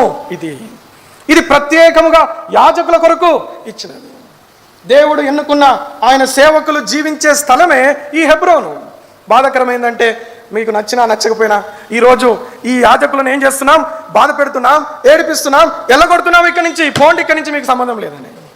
ఈ యాజకులు, ఈ ఏర్పాటు చేసుకున్న వారు, ఆయన సేవకులు, ఆయన పనివారు, వారు ఈ హెబ్రోను నుంచి వెళ్ళిపోతే, ప్రియ సోదరుడా, ఇక్కడి నుంచి ఆయన యొక్క ఆశీర్వాదాలు వెళ్ళిపోవును. ఇక్కడి నుంచి ఏమను ఆయన యొక్క ఆశీర్వాదాలు పోయి హెబ్రోను పాడైపోవును. ప్రియ సోదరుడా, కాబట్టి జ్ఞాపకం చేసుకో, ఈ స్థలము దేవుడు యాజకులకు ప్రతిష్ఠించి ఇచ్చిన స్థలం. ఎక్కడ యాజకుడు ఉంటాడో అక్కడ ఆరాధన ఉంటుంది. ఎక్కడ యాజకుడు ఉంటాడో దేవుని దృష్టి అక్కడ ఉంటుంది. దేవుని ఆరాధన, స్తుతులు, దేవునికి ఇష్టమైన కార్యక్రమాలు అవన్నీ యాజకులు ఉన్న స్థలములలోనే ఉండును. కాబట్టి ఈ స్థలము ఇది మనది మాత్రమే కాదు, ఇది యాజకుల కొరకు ప్రతిష్ఠించబడిన స్థలం, వారికి ఇచ్చిన స్థలం. వారు ఇక్కడనే ఉండాలి, వారు మనతో కలిసి ఉండవలెను, దేవుని సేవను వారు చేయవలెను. కాబట్టి ఇక్కడ హెబ్రోను యాజకులకు ఇచ్చి ప్రతిష్ఠించి ఆ ఒక్క స్థలాన్ని వారికి ఇచ్చిన. మిగతా చుట్టూ అన్ని కాలేపుకున్నది, ఒక్క హెబ్రోను సిటీని మాత్రము ఎవరికి ఇచ్చినారు? అహరోను సంతతికి ఇచ్చిరి. కాబట్టి జ్ఞాపకం చేసుకో, ఈ స్థలము యాజకుల చేత, వారు చేసే దేవుని కార్యక్రమముల చేత, ఆరాధన పనుల చేత, స్తుతుల చేత ఇక్కడి నుంచి దేవునికి మహిమ ఘనత చెల్లవలెను. మనము చెల్లించే బలి, మనము చెల్లించే ఆరాధన ధూపం వలె ఇక్కడి నుంచి ఎగిసి ఎగిసి ఆయన పరిశుద్ధ స్థలమునకు చేరవలెను. అదే హెబ్రోను యొక్క మరొక ప్రాముఖ్యమైన శ్రేష్టత. కాబట్టి ఈ ప్రజలు ఎవరు? వీరు విమోచించబడిన వారు, ప్రతిష్ఠించబడిన వారు, యాజకులను కలిగిన ప్రజలు. యాజకులను కలిగిన ప్రజలు. మీరు చూడండి, ఇప్పుడు కూడా ఇజ్రాయెల్ ప్రదేశం మీరు గమనిస్తే ఇప్పుడు కూడా వారు ఏం ప్రయత్నం చేస్తున్నారు? ఏ యాజక ధర్మం అయితే ఆగిపోయినదో ఆ దినాన మరలా దాన్ని మొదలు పెట్టవలెను. ఎందుకు ఈ యుద్ధము? మీరు కొన్ని దినముల నుంచి గమనించుచున్నారు. బహు భయంకరమైన యుద్ధము జరుగుతున్నది ఇజ్రాయెల్ దేశం. ఎందుకు చేస్తున్నారు? ఏమి వారి ప్రయత్నము? ఈ ప్రదేశంలో, మా స్థలంలో ఎప్పుడు యాజక ధర్మము ఆగినదో, బలులు ఆగినవో, దేవునికి ఆరాధన ఎప్పుడు ఆగిపోయినదో దాన్ని తిరిగి మరలా మేము మొదలు పెట్టవలెను. ఏ స్థలము దేవుడు ఏర్పాటు చేసుకున్నాడు ఆ స్థలములో ఆయన మందిరము నిర్మించవలెను, ఆయనకు బలులు చెల్లించవలెను, యాజక ధర్మము మొదలు పెట్టవలెను. మరలా లేవీ కాండములో జరిగినది మరలా ఇప్పుడు ఈ కాలంలో జరగవలెను. దాని కొరకే వారు చేయుచున్న ఈ యుద్ధములు. మరి ఇంత ప్రాముఖ్యమైన దాన్ని దేవుడు హెబ్రోనును, ఆత్మీయ హెబ్రోనును మనకిచ్చినప్పుడు మన యాజకులు, మన సేవకులు, మన పరిచారకులు, మన పెద్దలు, మన వారు, వీరు ప్రతిష్ఠించబడిన వారు, వారు దేవుని కార్యక్రమములు సమస్తము బాగుగా చేయవలసిన వారు, మన నుంచి సంపూర్ణమైన సహాయ సహకారాలు పొందవలసిన వారు. కాబట్టి ఎవరు ఈ ప్రజలు? వీరు విడిపించబడిన వారు, విమోచించబడిన వారు, ప్రతిష్ఠించబడిన వారు. ప్రతిష్ఠింపబడిన ఆ యాజకులకు తోడుగా నిలిచే ప్రజలే ఈ ప్రజలు. రండి మరొక మాట చూసుకుందాం. ఈ యొక్క హెబ్రోను అనే పదంలో మరొక లెటర్ని గమనిస్తున్నాం. ఆర్ తర్వాత వచ్చే పదం ఏంటి? ఓ అనేది చూస్తాం. ఓ అనే పదము, ఇంగ్లీష్లో ఓ అనే పదము ఏమి చూపిస్తున్నది? ఒబీడియన్స్ని చూపిస్తున్నది. తెలుగులో ఏమంటాం? ఒబీడియన్స్ని విధేయత చూపించే ప్రజలు. ఎవరు వీరు? విధేయత చూపించే ప్రజలు, ఒబీడియంట్ పీపుల్. హెబ్రోను ప్రజలు ఎలాంటి వారు? విధేయత చూపిస్తారు. ఎట్లా విధేయత చూపిస్తారు? ఏ సమయంలో విధేయత చూపిస్తారు? రండి మీకు ఒక ఎగ్జాంపుల్ చూపిస్తాను. 2 సమూయేలు 5వ అధ్యాయం. 2 సమూయేలు 5వ అధ్యాయం 5వ అధ్యాయము 2 సమయాలు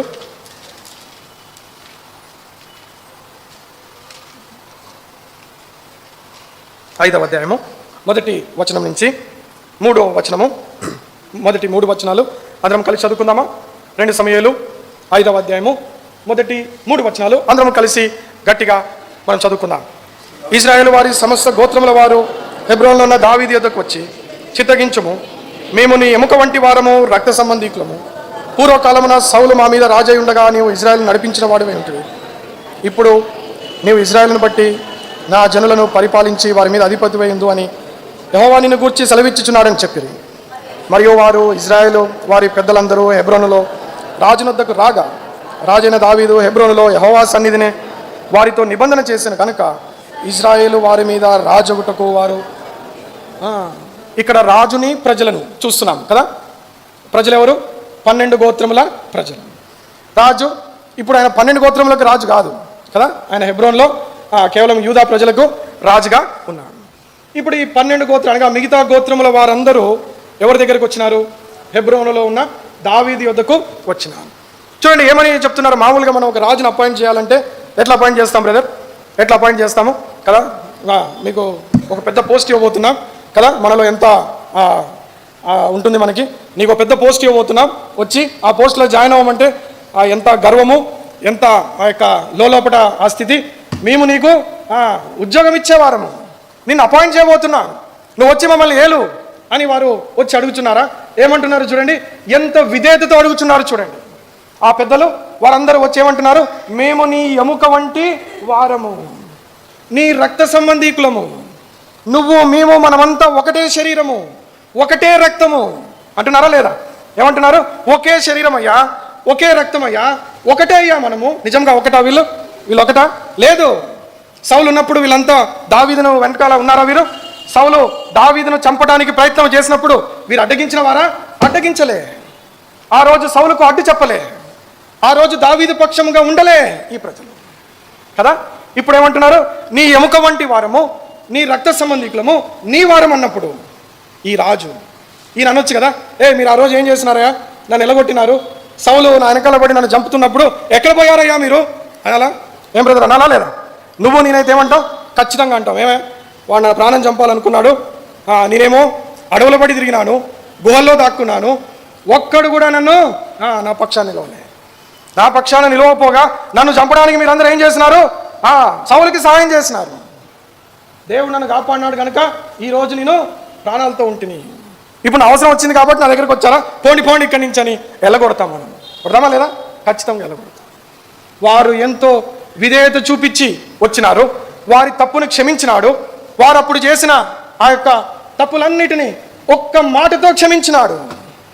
నీ వంటి వారము, నువ్వు మేము ఒకటే, రాయ్యా వచ్చి మమ్మల్ని ఏలు అన్నప్పుడు హెబ్రోనులో ఏలుచున్న దావీదు ఏమి చేసినాడు?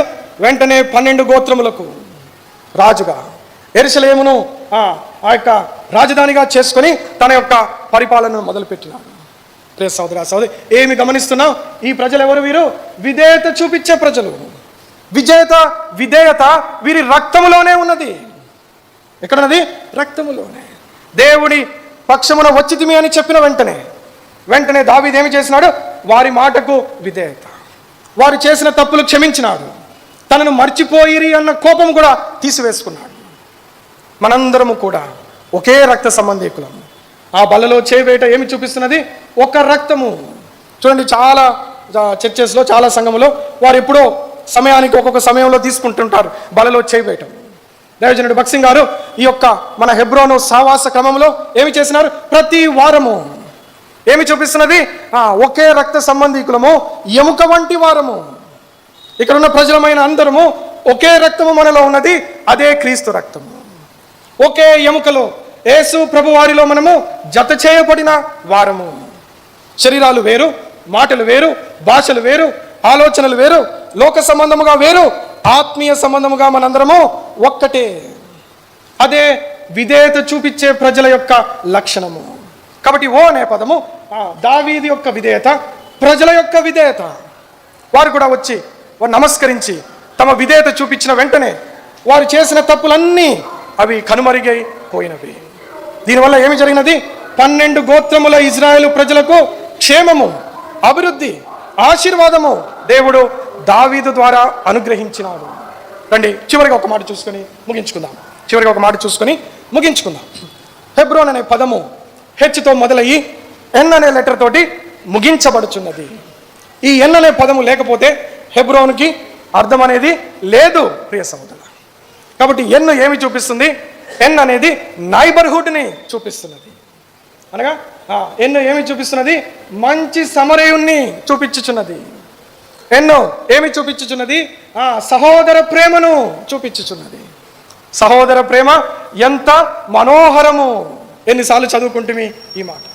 అది అహరోను తల మీద పోయబడిన తైలము వలె, హెర్మోను మంచు వలె. ఆహాది ఎంత అందమైనది, ఎంత ఆహ్లాదకరమైనది, ఎంత శ్రేష్టమైనది! సహోదర ప్రేమ ఎంత గొప్పది! కాబట్టి ఈ ఎన్ అనేది అనగా హెబ్రోను సంఘ విశ్వాసుల జీవితము సహోదర ప్రేమ లేకుండా సంపూర్ణముగా ముగించబడదు. సహోదర ప్రేమ లేకపోతే మన విశ్వాస జీవితము, ఈ లోక సంబంధమైన యాత్ర సంపూర్ణముగా ముగించలేనట్టే ప్రియ సహోదరుడు. ఒకవేళ నువ్వు సహోదర ప్రేమ లేకుండా జీవిస్తున్నావేమో, నువ్వు అనొచ్చు, ఎవడయ్యా సహోదరుడు? అందుకనే మంచి సమరయుడి యొక్క మాటను దేవుడు తెలియజేస్తున్నాడు. రండి ఒక రెండు మాటలు చూద్దామా. ఆదికాండము 18వ అధ్యాయము అబ్రహాము చూపించిన సహోదర ప్రేమను మీకు జ్ఞాపకం చేయడానికి ఇష్టపడుచున్నాం. ఆదికాండము 18వ అధ్యాయము 16వ వచనం. ఆదికాండము 18వ అధ్యాయము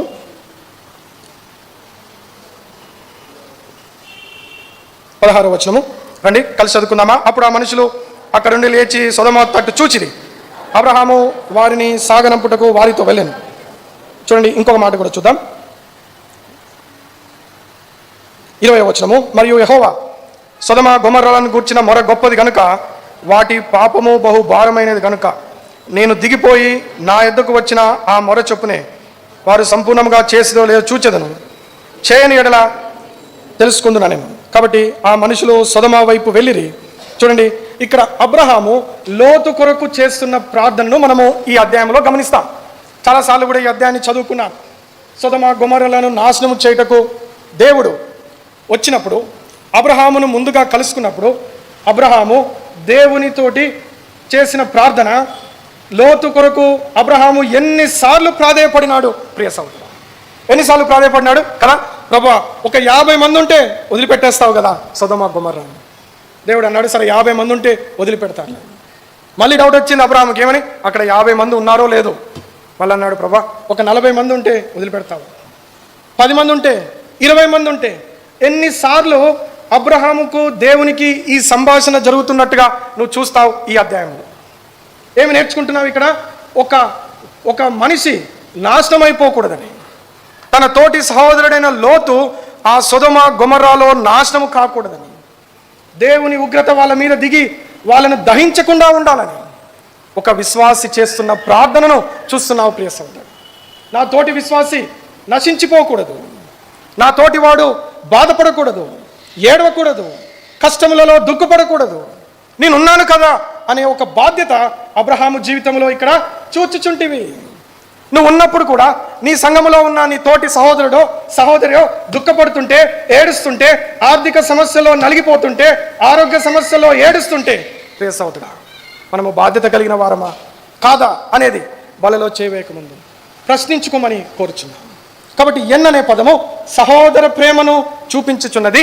సహోదర ప్రేమ లేకుండా ఏ విశ్వాసి యొక్క జీవిత యాత్ర ఈ లోకంలో సంపూర్ణముగా ముగించబడదు. నీ సహోదర ప్రేమను నువ్వు పరీక్షించుకోమని చూచుకోమని, ఏమి చేయుచున్నావో ఒకసారి ప్రభువుకి లెక్క చెప్పు, ఏ సహాయం చేయుచున్నావో లెక్క చెప్పమని దేవుడు కోరుచున్నాడు. చూడండి ఎన్నిసార్లు దేవుడు వెనకాల పడి, అయ్యా నన్ను మన్నించు. అబ్రహాము అంటున్నాడు, నన్ను మన్నించు, నిన్ను అడగటానికి ధైర్యము చేయుచున్నాను, నేను అడుగు ముందుకేయుచున్నాను, నాకు తెలుసు నీకు కోపం వస్తే నేను నశించిపోయేదను, అయినను కూడా ప్రభువా ఒక 10 మంది ఉంటే వదిలిపెడతావా, 20 మంది ఉంటే వదిలిపెడతావా, 50 మంది ఉంటే వదిలిపెడతావా? పదే దేవుని వెనకాల పడి, ఎందుకు ఇది? తన సహోదరుని రక్షించుకోవాలి, ఆయన కుటుంబాన్ని కాపాడుకోవాలి, ఆయన ఆ సొదొమ గొమొర్రాలో నాశనము కాకూడదు అక్కడ. ఇది అబ్రహాం యొక్క ఉద్దేశం. రండి ఒక్క మాట చూసుకొని ముగించుకుందాం. లూకాసు వార్త ఉదయకాల సమయము దైవజనుడు మన ముందుకు తీసుకొచ్చిన మాట, ఈ మాటతో ముగించుకుందాం. లూకాసు వార్త 10వ అధ్యాయం. లూకాసు వార్త 10వ అధ్యాయము 36, 37 వచనాలు. లూకాసు వార్త 10వ అధ్యాయం 36, 37 వచనాలు. అందుకు యేసు, లూకాసు వార్త 10వ అధ్యాయము 36, 37 వచనాలు. చదవనండి. మంచి సమరీ. కాగా దొంగల చేతిలో చిక్కిన వానికి ఈ ముగ్గురులో ఎవడు పొరుగువాడని నీకు తోచున్నదని యేసు అడుగు, అతని మీద జాలి పడిన వాడే అని. కేసు నీవును వెళ్ళి అలాగు చేయమని అతను నీవును వెళ్ళి అలాగు చేయమని చెప్పాను. ఎవరు ఈ ముగ్గురులో నీ సహోదరుడు అయ్యాడు? ఎవరయ్యారు బ్రదర్? ఎవరు జాలి చూపించిన వాడు? ఎవరు జాలి చూపించిన వాడు? కష్టంలో ఉన్న వాడిపైన, దుఃఖపడుచున్న వారిపైన జాలి చూపించిన వారు, వారి బాధల్లో తోడు పాలు పంచుకున్నవారు. ఇక్కడ పాలు పంచుకోవడం అంటే అర్థం ఏమిటి? నా సహోదరుడి యొక్క దుఃఖములో నేను పాలు పంచుకొనేదను, వారి వేదనలో నేను పాలు పంచుకొనేదను, వారి కష్టములో నేను పాలు పంచుకోదనదు. అదే ప్రియ సహోదరుడా ఇక్కడ పాలు పంచుకోవటము అంటే. కాబట్టి ఎన్ అనే పదము మంచి సమరయుణ్ణి, జాలిని, సహోదర ప్రేమను చూపించచ్చు. కానీ నాతో ఒకసారి చెప్తారా? హెబ్రోను సంఘ విశ్వాసుల యొక్క 7 ప్రాముఖ్యమైన అంశములు ఒకసారి జ్ఞాపకం చేసుకుందామా? ఒకసారి మన మనసులో జ్ఞాపకం చేసుకుని దేవుని బలలో మనము చేయవేద్దాం. హెచ్ ఏమి చూపిస్తున్నది? 2 అంశములను చూపిస్తున్నది కదా. నిరీక్షణ కలిగిన ప్రజలు, అదృశ్యమైన వాటి అందు, కనపడని వాటి అందు, గుర్తించలేని వాటి అందు నిరీక్షణ కలిగి ఇవి సంభవించును, జరుగును, ఇవి దేవుడు చేయును అని విశ్వాసముతో నిరీక్షణను కాపాడుకొని నిరీక్షణ కలిగి జీవించే ప్రజలు. ఈ నిరీక్షణలో మహా ఆనందం ఉన్నది, మహా సంతోషం ఉన్నది. ఆయన కొరకు ఎదురు చూచువారు నూతన బలమును పొందెదరు. కాబట్టి హెచ్ అనే భాగంలో 2వ భాగాన్ని చూసాం. హెబ్రోను విశ్వాసులు ఎవరు? ఎవరు? 2వ భాగంగా హెచ్ గురించి హంబుల్ పీపుల్, తగ్గించుకునేవారు వీరు. ఏమి చేసినాడు అబ్రహాము? హేతు కుమారుల ముందు సాగిలపడినాడు, ఆ ప్రజల ముందు సాగిలపడినాడు. అయ్యా ఈ స్థలం నాకు ఇవ్వండి అని. చూచితివా ఎంత తగ్గింపు ఈ వ్యక్తిలో. మరి అదే హెబ్రోను సంఘస్థలమైన మనము ఎంత మహారాజు అంతగా తగ్గించుకుంటే, ఒక సాధారణమైన విశ్వాసమైన నీవు నేను ఇంకెంత తగ్గింపు. అబ్రహాముతో పోలిస్తే 2 రేట్ల తగ్గింపు నీలో నాలో ఉండవలెనని దేవుడు కోరుచున్నాడు, నీకు జ్ఞాపకము చేయుచున్నాడు. 2వదిగా చూసాం. 2వ లెటర్ ఏమిటి? హెబ్రోన్లో ఈ అనే పదాన్ని చూసాం. ఈ ఏమి చూపిస్తున్నది? ఎటర్నల్ ఇన్హెరిటెన్స్ని చూపిస్తున్నది. కాలేబు హెబ్రోనును నిత్య స్వాస్యముగా పొందినాడు.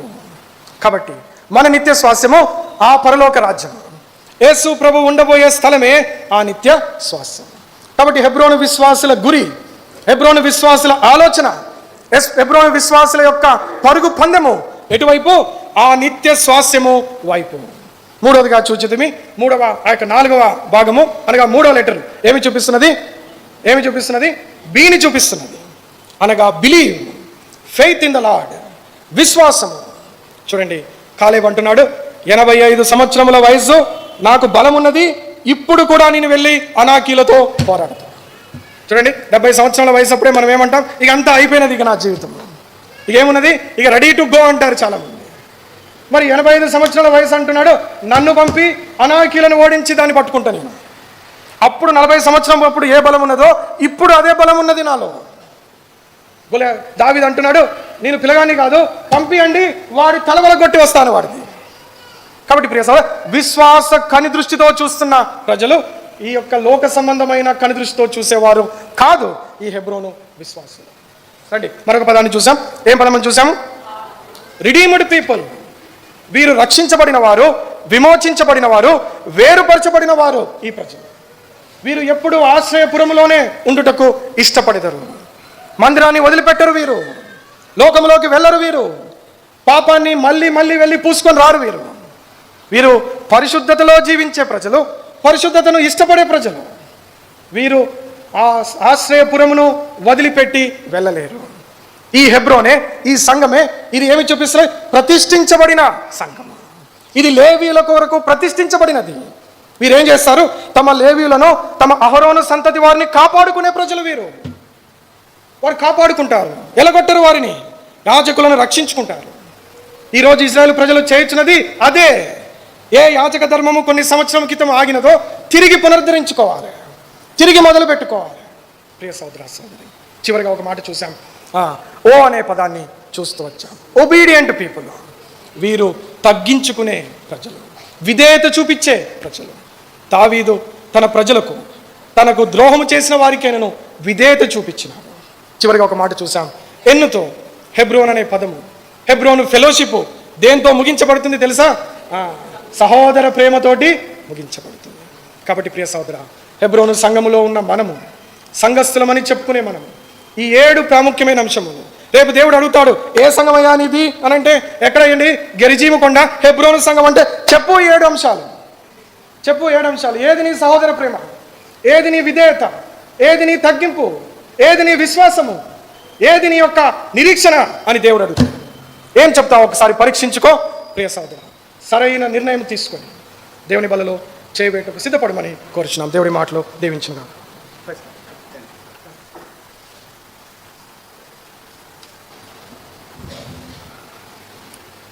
ప్రార్థన చేద్దామండి. కొద్ది నిమిషాలు వాక్య వెలుగులో వ్యక్తిగతంగా ప్రభు బలను సమర్పించే మనము తీర్మానం చేసుకుందాం. 7 విషయాలు మనము కలిగి ఉండాలనేది ముఖ్యమైన ఉద్దేశం. కాబట్టి ఎట్టుబడితే అట్టు కాకుండా భయంతో, భక్తితో ప్రభు బలలో పాల్గొందాం.